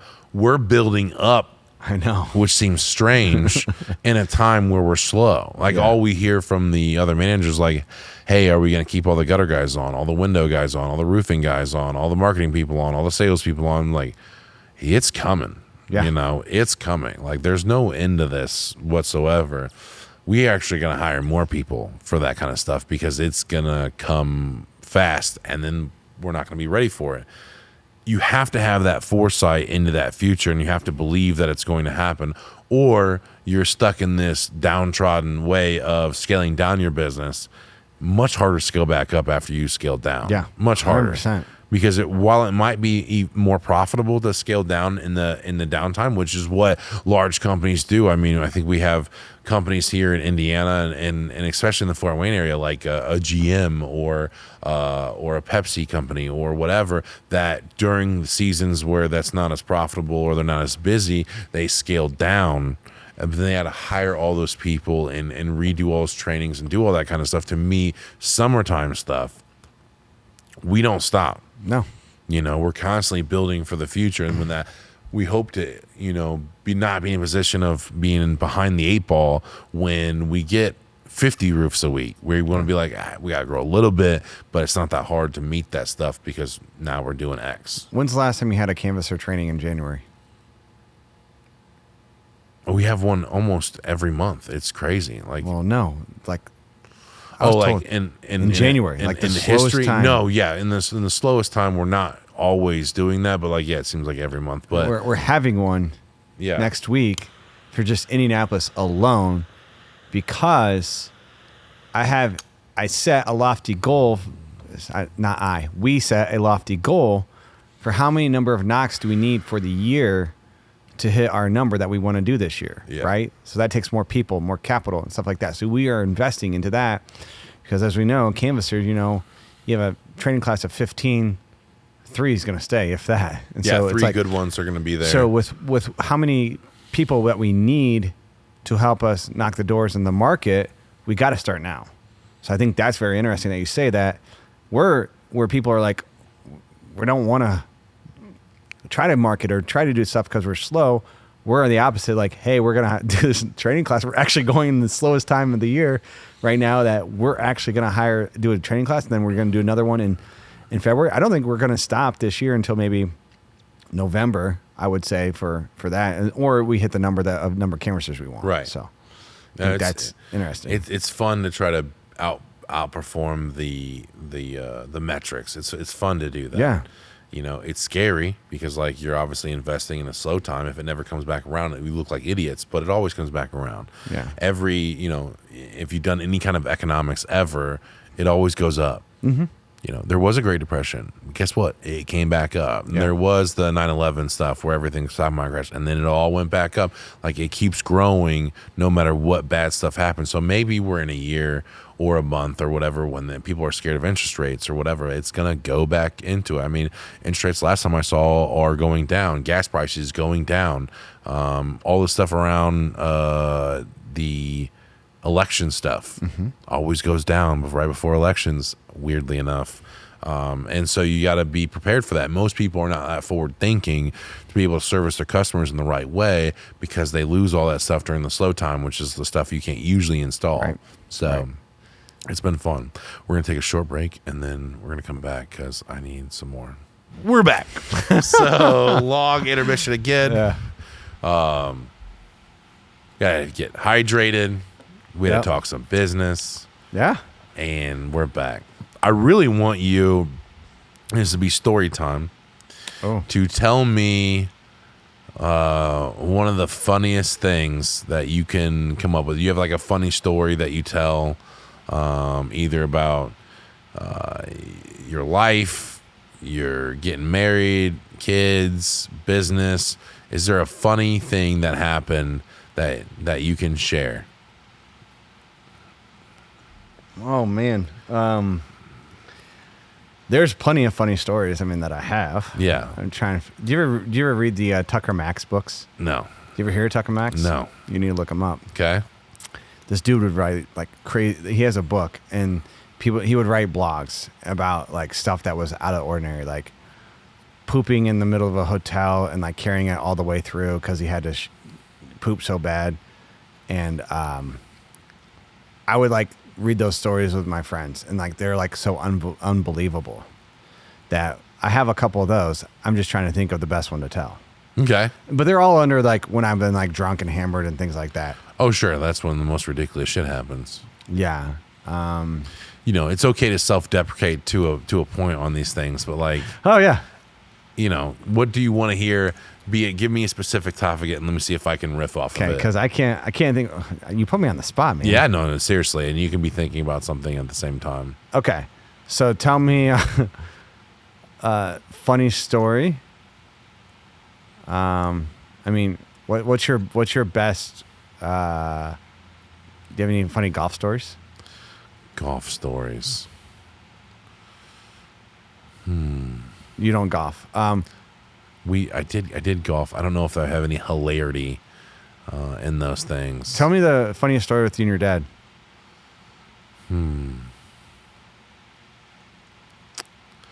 we've had a lot of good times with my dad. I don't know if it's funny, but we would go fishing in Lake Okeechobee, and that is in the southernmost part of Florida. It's a giant lake out there. And one day we got to talking about The Simpsons. We have a love for The Simpsons, the TV show, and we got laughing about like reciting the things, the lines, episodes, things like that. That we drove past the exit. This is a lot before cell phones with GPS were a definite thing. We drove 2 hours past the exit. Yeah. Just talking about that stuff. And we laughed about that for a long time. Like, you know, how fucking retarded could you possibly be to pass your exit? I mean, the captain's waiting for us and everything and doing that kind of stuff. We've had a lot of funny things, and, you know, he's been a real influential part of all those things in my life. Trying to think of some more funny stuff. I've just been in some circumstances where, like, he, when I moved out originally, I found a girl and I wanted to move out with her. You know, one of those, like, you know, I'm going to go live on my own. Yeah. I don't need your white privilege. I'm going to go out. Great. Go do it, but you don't live here anymore. Yeah. And so for whatever reason, I had to come back home to get something or do something months later, and all the doors are locked and all that stuff. Things that weren't normally locked and things like that. And it's like they didn't trust me or didn't want me in the house or want me to feel like an outcast or whatever. But I had to poop. And so one time I had to go defecate in between two cars on a piece of carpet that's what it was. I was taking out their old carpet. The basement flooded, so I had to take the whole carpet out of the whole entire house. And so I had to get a piece of carpet and go between two sports cars that he had at the That's time. funny. Like a Corvette and a Cobra. Yeah. And I had to like squat in the middle of the garage and do that stuff. There's one time where... Other funny thing, there's one more funny go one ahead. where at the age of 16, I had a best friend. I'd never drank before or anything like that, but I had a best friend that was moving to South Carolina, Mount Pleasant area, things like that. We wanted to do a going away thing, like just me and him celebrate. So he goes, well, we lived on a golf course, white privilege. So we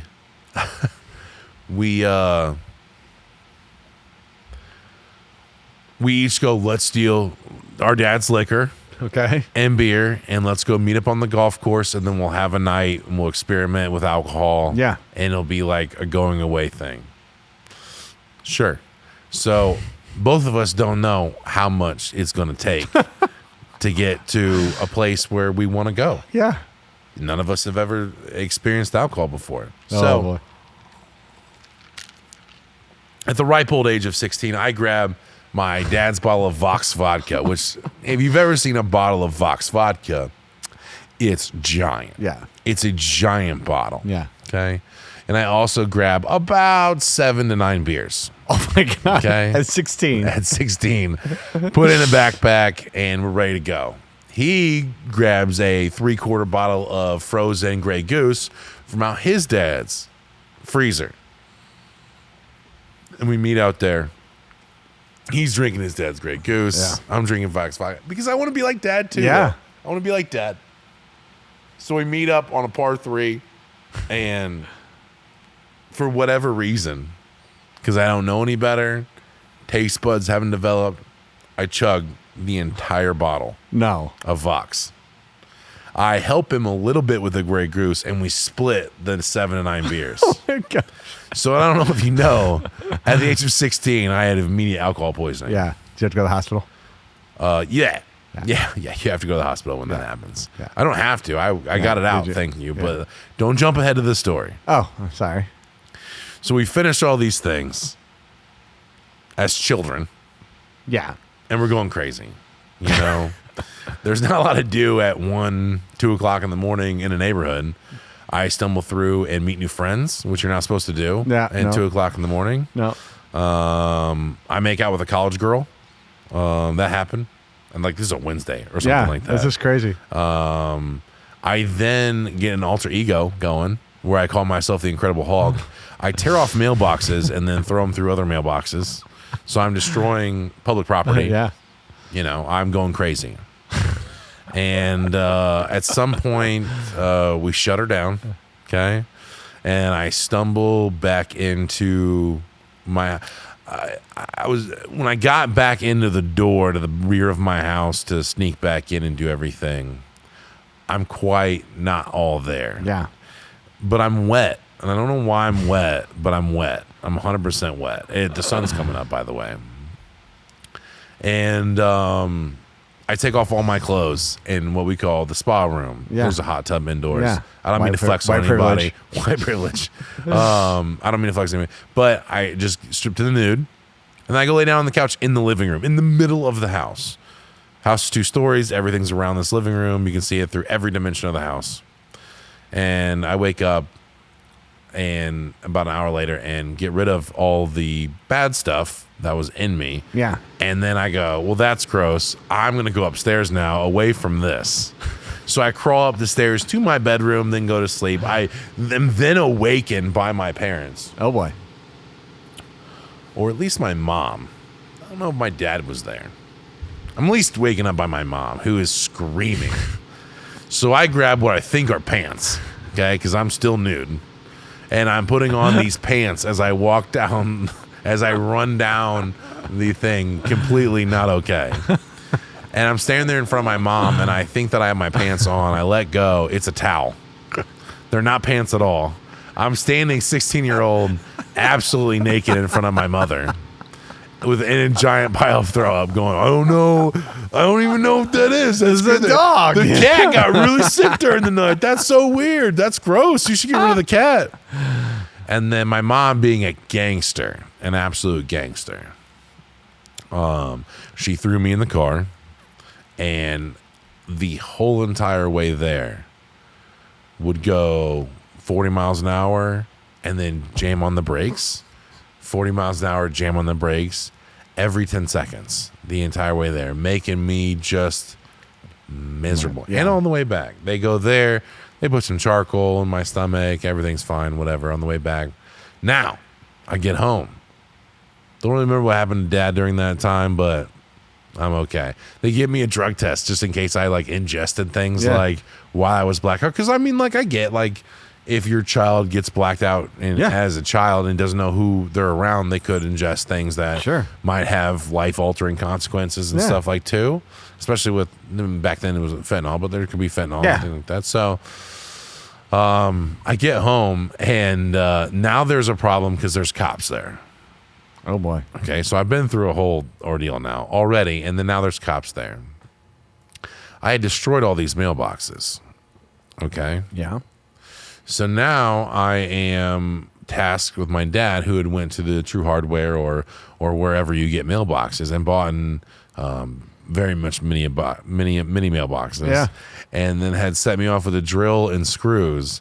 And in the 95-degree heat of August, I had to go walk around dragging this wheelbarrow, fixing all the mailboxes in the neighborhood that I had previously, as the Hulk, the night before, destroyed.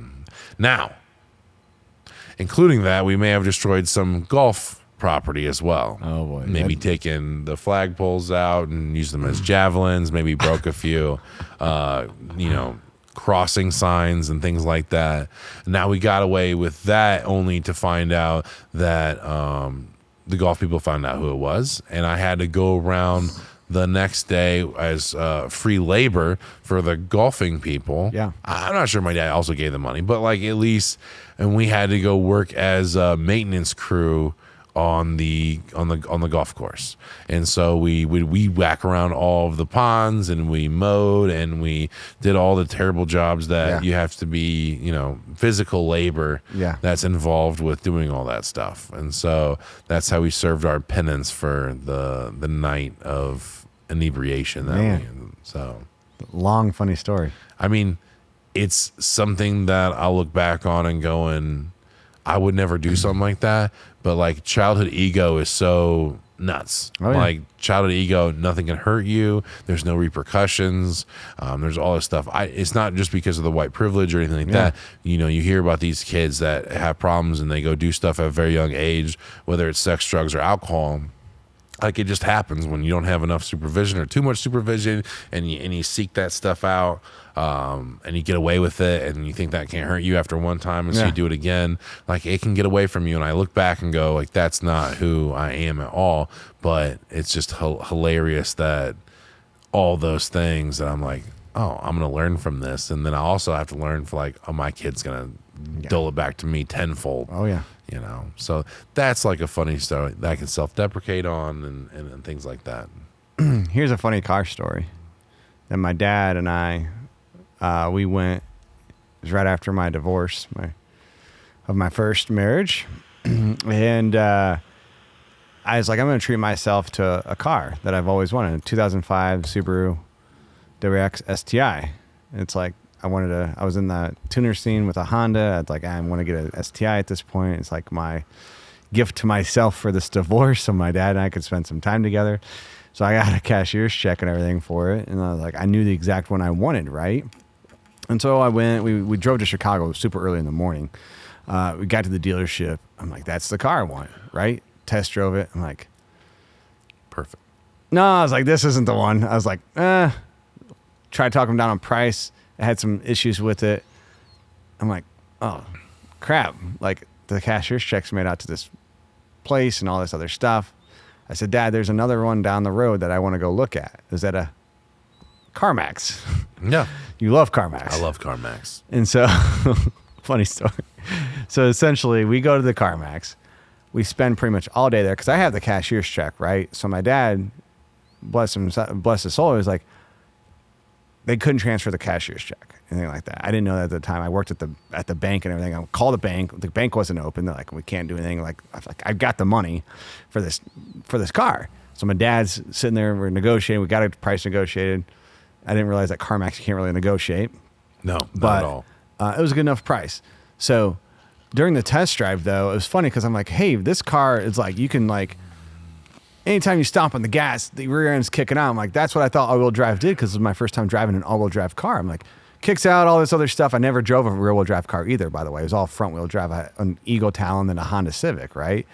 So, and then I owned like beater cars in the wintertime and stuff like that, like a Blazer and an older Civic as well to tool around with. And so like, this should be normal for all-wheel drive. I'm going to take this. It's great. It's a good deal, blah, blah, blah. 55,000 miles on it. So my dad, he goes through everything. He essentially like puts it on his credit card, I think is what he did. And like, whatever. So like we drive away. I have fun with it. And I meet up with these people who are like in the Subarus like months later. Like, I'm like, my car's doing this. And someone gets in like, your car's jacked. Like, what do you mean? This is great. Like I can get around the snow and all that stuff. Find out that it only had rear-wheel drive. I didn't think they sold them like that. Yeah, listen. So I was like, hey, I'm going to buy a transmission and stuff like that. So I was going to do a transmission, and I thought the transmission was jacked on everything because the all-wheel drive system's right in the transmission and stuff like that. So we go to take everything apart. We pull the axles out. 2 quarter size ends pop out with the axles. I'm like, this is weird. So what happened is that it actually sheared the axles somehow. And so the front axles were not working and they weren't being drove. So at the end of the day, I just need new axles. And being me as mechanically inclined now, looking back on that, I kind of laugh at the ironic that I didn't know anything about the cars back then. That's how you learn, though. I learned so much from, groups and communities around Subarus that I pretty much self-taught. And you still have I still have the car. Yeah, you still have the car. That car. It's for sale, by the way. It's for sale. Look it up on Facebook Marketplace. No, it's not on there yet. It needs a little bit more things. But anyway, I end up turning that into like a race car and all this other. Anyway, at the end of the day, it's just you laugh. You go back and you laugh on it. How much you know now, like, man, like 10 years ago, or actually that's 14 years ago. And like, that's kind of funny. Ironically funny. Yeah. We all go through that stuff with cars where you think you know everything and you can drive them however you want. And again, now we'll be in the season of every new driver and the snow just hit and there'll be piles of cars at the lot getting wrecked. So there's that. What's the most fun? Who's the most influential person, business wise, that you follow? I would probably say I really enjoyed the one thing that really changed my business mindset was a couple years ago. I read the Ford book, and it's all about the history of Ford and how they came in and got an external or outside, because that was a family-run business, right? It was a one after another where they were having troubles that they had to actually hire someone externally to come run the company. And the things that he did to change Ford into what it is now was very influential on how I look at business and how I would want to do stuff if I would ever run something like that. So that was one thing. But mainstream business right now, either Cardone, I think I like him a lot. Why? Because everyone says he's just a lot of talk.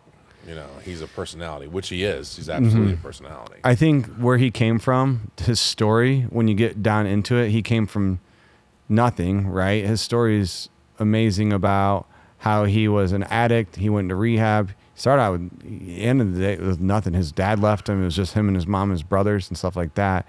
And he became so obsessed with being successful after his rehab that he didn't want to relapse, that his obsession got him to where he is now. So him, probably a lot of people think that he knows a lot of it or is full of himself, but that's because he believed in himself and he was so obsessed with sales that that's where he got to be a multi-billionaire.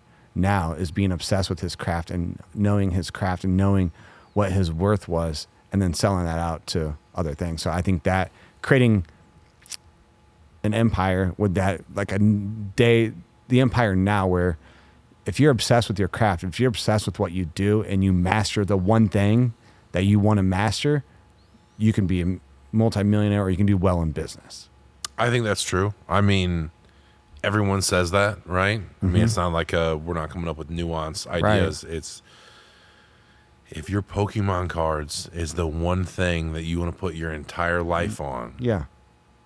You can make a living off of that. You absolutely can. But you better know everything. You better know more than the next guy, because they all want to do the same thing. If you want to be the best day trader, if you want to be the best lawyer, if you want to be whatever, I mean, obviously that goes without saying, but like it's to the minutia. Yeah. If you want to be the best car washer or the detailer, or if you want to be whatever kind of self-starter thing that you can do by yourself. Yep. If you're just the absolute best, if you're undeniable, like you can be successful. Like it's that's the cool part about life. And people always say it's like, well, it's life and circumstantial, and are you the right place at the right time? Sure, that plays into it, but it's not the end all be all of opportunity and things like that. I mean, I know plenty of people that started with less than me that are way more successful. Yeah. I know some people that started with more than me that are way less successful. And that all has to do with, the belief in yourself. I just talked to a guy I reconnected on Facebook today, and dude was so hard for being a cop.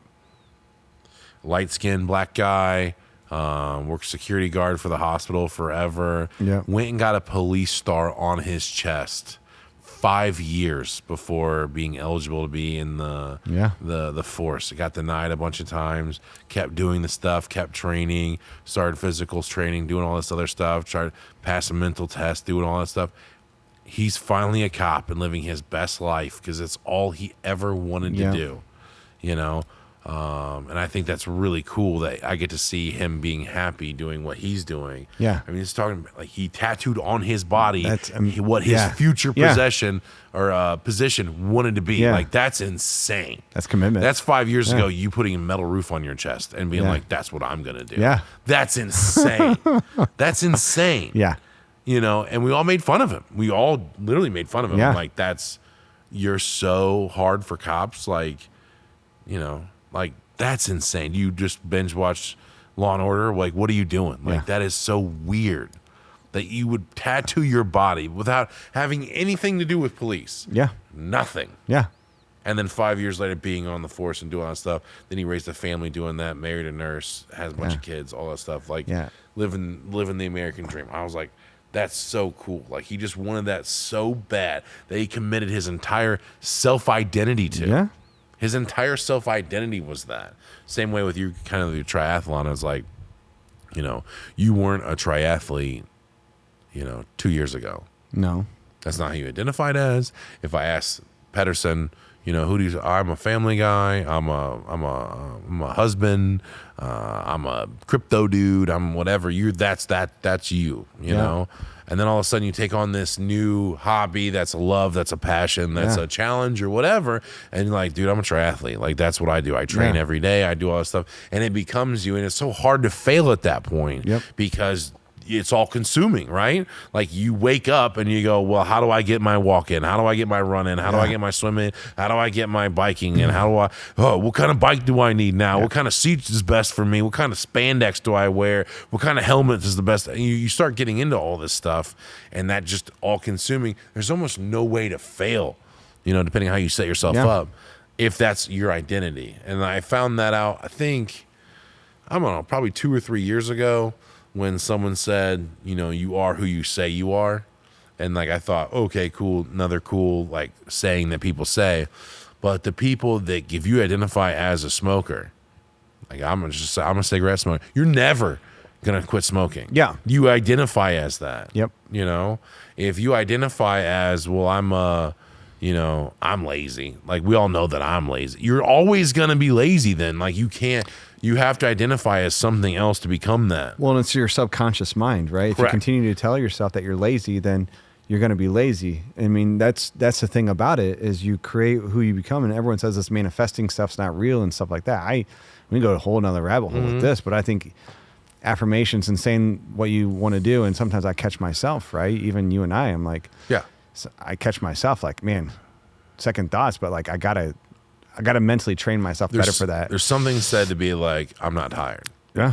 I'm not done. Yeah. And it just changes. Yeah. I think another person up and coming that I think I've learned a lot from, and then this is just because I'm doing triathlon stuff now, is Nick Bear with BPN, his Bear Nutrition. It was a Bear Performance Nutrition. And a year ago, he took to whereas he stepped down as CEO and is now creative director of the company. I mean, he founded this company. The products are all very natural and it's really good stuff. I mean, it's helped me in my training. But now he's like creative marketing. But he's now moved from Texas to Nashville, and he doesn't have an ego to where like I had to be CEO of this company. He stepped down and say I can't get this company where it needs to be.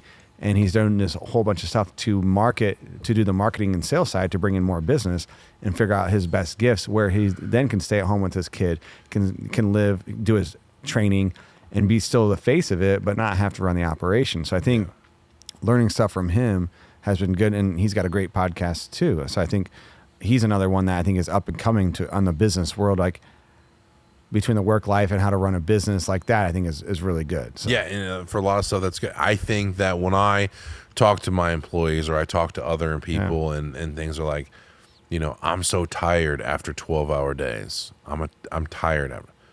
You're telling yourself that you're tired. Yeah. I'm telling you, you can work way more 12-hour days than you're doing right now. Yeah. I'm telling you, because I know a lot of single moms out there that can go raise 2 kids. They can work 12 plus hours a day and have a house and provide and do all this other stuff above and beyond and be dad and mom and do all this other stuff, and they got plenty of energy. What's the first thing that you think people go do when they say they put in a 12-hour day? What's the first thing they're going to do after that day? Well, I don't think it's the first thing they do is that they shut off. I mean, it's like it's a mental part of like, I'm done. Or they go watch Netflix, or they scroll through their phone. It's filler. All I'm saying is that people will choose to say they're tired, like over that 12-hour day, that if they're not motivated to go change something else, they're going to go do something mindless, right? Yeah. Which there's nothing wrong with. No, there's nothing I do wrong it too. with that at all. But there's only 24 hours in a day. And I've now gotten to the fact where I'm on a 5 to 6 hour sleep schedule. Everything else, family, training, work, race car stuff, I mean, I haven't touched a race car since last year right now. And I've got a race coming up in Well, March. it's only been 3 weeks, so. Yeah, exactly. Easy. But all I'm saying is that you can do a lot more with your time if you use it correctly.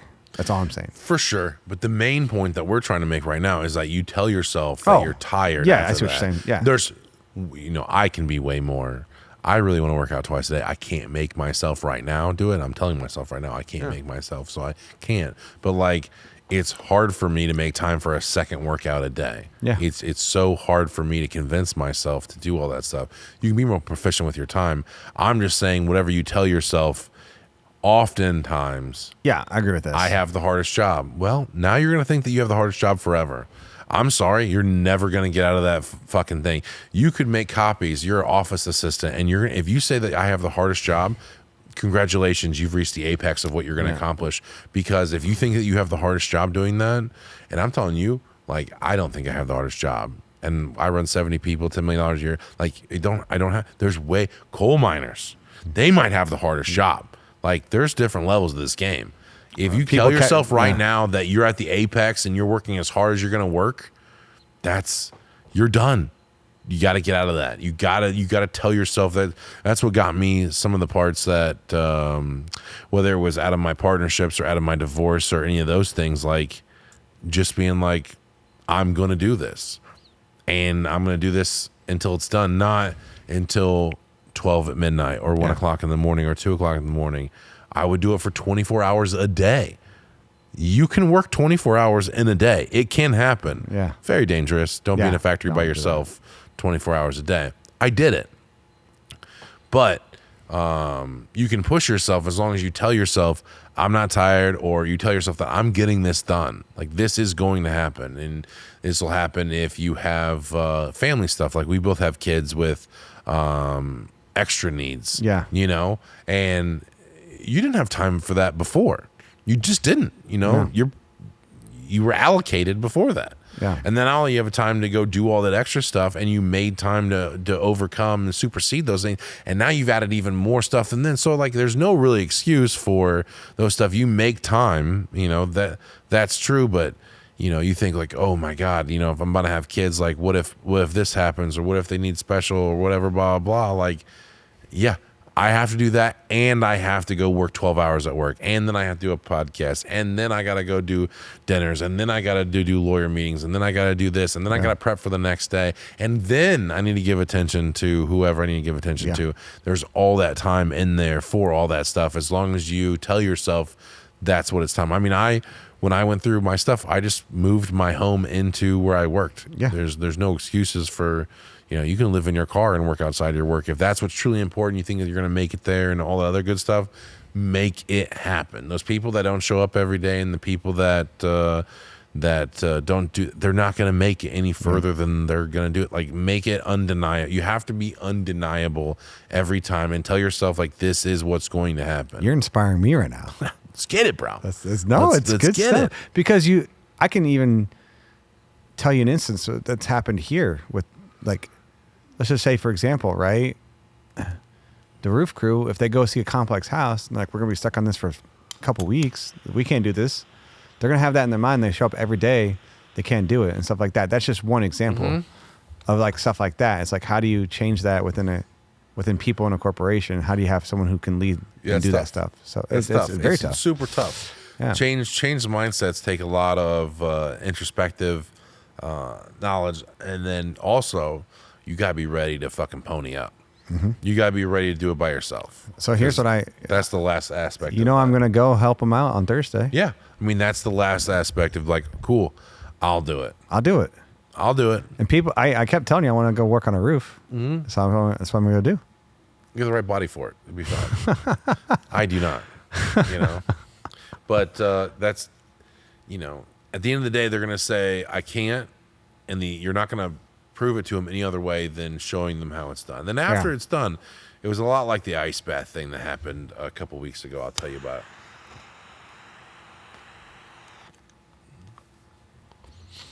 We got a plunge ice bath. It makes the water 40 degrees. It's cold. Yeah. I got this thing everyone said they're not going to do it. I started paying people $100 for 7 minutes. I think if you could last 7 minutes in it, I give you $100. For maybe in 5 minutes. Yeah. It was 5 minutes. I give you $100. I want them to experience the euphoricness of getting out of it and all that stuff. I also wanted to supersede their ability to say no to something that's hard. I thought it was a good thing. A lot of people did it. I lost thousands of dollars. So at the end of that, though, when they saw me doing 13 minutes and stuff, well, then the next guy, he came and did it for longer. Yeah. The next guy, he came and did 15 minutes. And then the next guy would do 20 minutes. Eventually, we got to a dude that went in there for 30 minutes. Yeah. But he wouldn't have done it in the first place unless I got in at Right. 5-7 minutes, and then they built upon that. Like, if you can show them that it can be done, it's much easier to do that. Someone put 45-pound plates on the easy curl bar and curling those. I was like, who's curling 45-pound? They may have not been curling 45, but I'm like, that's insane. There's someone that works here that can curl 45 plates on each side of a dumbbell. That's insane. That's really nuts. So you tried it. So I tried, and I did it. Yeah. But I would have never put on 45-pound dumbbells or plates, and tried to do that if that wasn't a thing, because that's insane. That people struggle to bench 45 pounds on each side plus a bell, so plus the bar. Yeah. So like that's just part of it. Like I succumb to the same thing. I'm as much a believer as anyone else after I see someone else do it. Yeah. You know, that's a huge part of what we try to do as managers. Is that cool? When you run into a thing like we have some of our managers, you're just gonna have to do some of the stuff to show that you can do the day to day, the week to week, and the month to month stuff all in line, and do extra just to show them that it can be done. And then afterwards, it kind of falls into line. Yeah. You know, but it's hard because people go, I cannot do it. I do not possess the same acumen or the physical structure, the family structure, or whatever. Like, dude, it's like 2 or 3 tweaks. Yep. And we'll get you where you need to go. Exactly. I'm not asking you to do Superman shit, where this is stuff that anybody can do. Yeah. So. And I think it's true. Is like, you remember when you played sports as a kid? Like, did you play you played rugby, right? Mm-hmm. I don't know if this was everything in rugby, but in like football, when coaches continued to coach you, they saw potential in you. But when they stopped coaching you, they felt you couldn't go any further. Right. And I almost feel like that's the same thing in business, or the same thing in management, and like just in general as well. Yes or no? That. Well, definitely. I like the term, and you've heard me use it, squeaky wheel gets the oil. You know? Yeah. That goes along with it. If you want more, you're going to get more. Yeah. So if you're at a job right now, whether you're a waiter or you're a sandwich artist or you're a banker or whatever, if they're not paying attention to you, you're not making enough noise. Yeah. You know? Again, be undeniable for sure, but like if you are not demanding and of yourself first, of being the best at whatever that is, and being such a focal point and a winning part of that structure, they can't lose you. Then you can ask for anything you want. Yeah. Whether it's movement, whether it's more opportunities, more knowledge, more whatever. That's what really creates that stuff. There's people oftentimes come to me in my desk and go, well, I've been here for 2 or 3 years and I deserve more. And I say, well, can you do more than the other guy that I hired in 3 months ago? Well, nothing. We do the same job. Well, that's the value. Can you save me money? Can you produce me more money? Can you do it faster, better quality with less price? Yeah. What can you do? Nothing. Then you don't get anything. Like, I don't know what to do. The longevity here is not largely, your monetary gain isn't largely based on the time served. It's not prison. You don't get off, just because you've been here for 2 or 3 years. Hopefully in those 2 or 3 years, you learned a better way to do that, a faster way to do that, cost cutting stuff, cost saving things. You've pointed out some things and you've taken on more responsibilities. Those kind of things, they save me money. They produce some stuff. They create a culture that's winning, and then you get rewarded for that. Yeah. And so that's, I don't know where I was going with that, but like that's part of like when people come to my desk, like that's what I'm looking for. You can serve your life sentence here if you want and work the rest of the days at the same thing and do the same amount. That's fine. I hope you're okay with the same amount of pay forever. Yeah. I don't get any more money unless we do more. Pure and simple. Yeah. That's it. So where's the money coming from? I think I had that with the managers meeting a while back. They're like, we want more. Okay. Well, then we have to do more. Yeah. How are you going to do that? Well, we don't know. Okay, we'll put a plan together. If we hit these goals, everyone will make more money. Okay, that's what we're going to do. Yeah. We've all been here for 5 years. That's fucking great. I love all you guys. Let's celebrate that. We'll have some drinks on me. But I don't know if that's going to put any more money in your pockets for being here 5 years doing the same thing over and over again. That's not going to help us grow at all. So, anything else? I don't think so. I think we're wrapping up. Couple things. If you want to sponsor the Laugh Your Way to the Top podcast, please reach out. Facebook, Instagram, YouTube, Twitter, TikTok, any of those things. We'll post you up here. I'll wear whatever garments you want to wear. I will do so many commercial interruptions to plow your brand into people's names. What about the Borat swimsuit? Would you do that? I'll do anything. I will do anything. I'll wear that swimsuit with pride. We really want to get some sponsorship on some level. I want to grow this channel. I want to do more stuff. And with that, I'll have more freedoms with more dollars coming in. Really enjoyed doing this podcast. First one of the new year. We're going to try to get them every week. At least the thing be about 50 weeks a year. Might take a couple weeks off, but try to get those things done. If there's anything you want to see again, reach out to all those platforms. If you'd like to be on the podcast, reach out. I know we got some really cool people throughout the year that have said they're going to do the podcast. So a lot of entrepreneurs, a lot of business professionals, lawyers, doctors, high value people doing some podcasts. If you guys want to see more canvassing, if you guys want to see more marketing, more sales, more administrative and stuff like that, I'll try to get those people on. But we really appreciate you being a part of the podcast. And if you made this far, you're such a trooper. Yeah. You're such a trooper, because I know these can get droning and stuff. I only use these for a soundboard to get clips so we can post to our YouTube and our Facebooks and things like that. Hopefully in the future we can create more multimedia with customer-centric things that matter to you guys. But until then, we'll just keep filling up the airwaves with babble between me and Pedersen, talking about whatever comes up that week. So appreciate you guys. You guys have a great week, and we'll talk to you next time. Sounds good. Thanks, man. Please remain seated.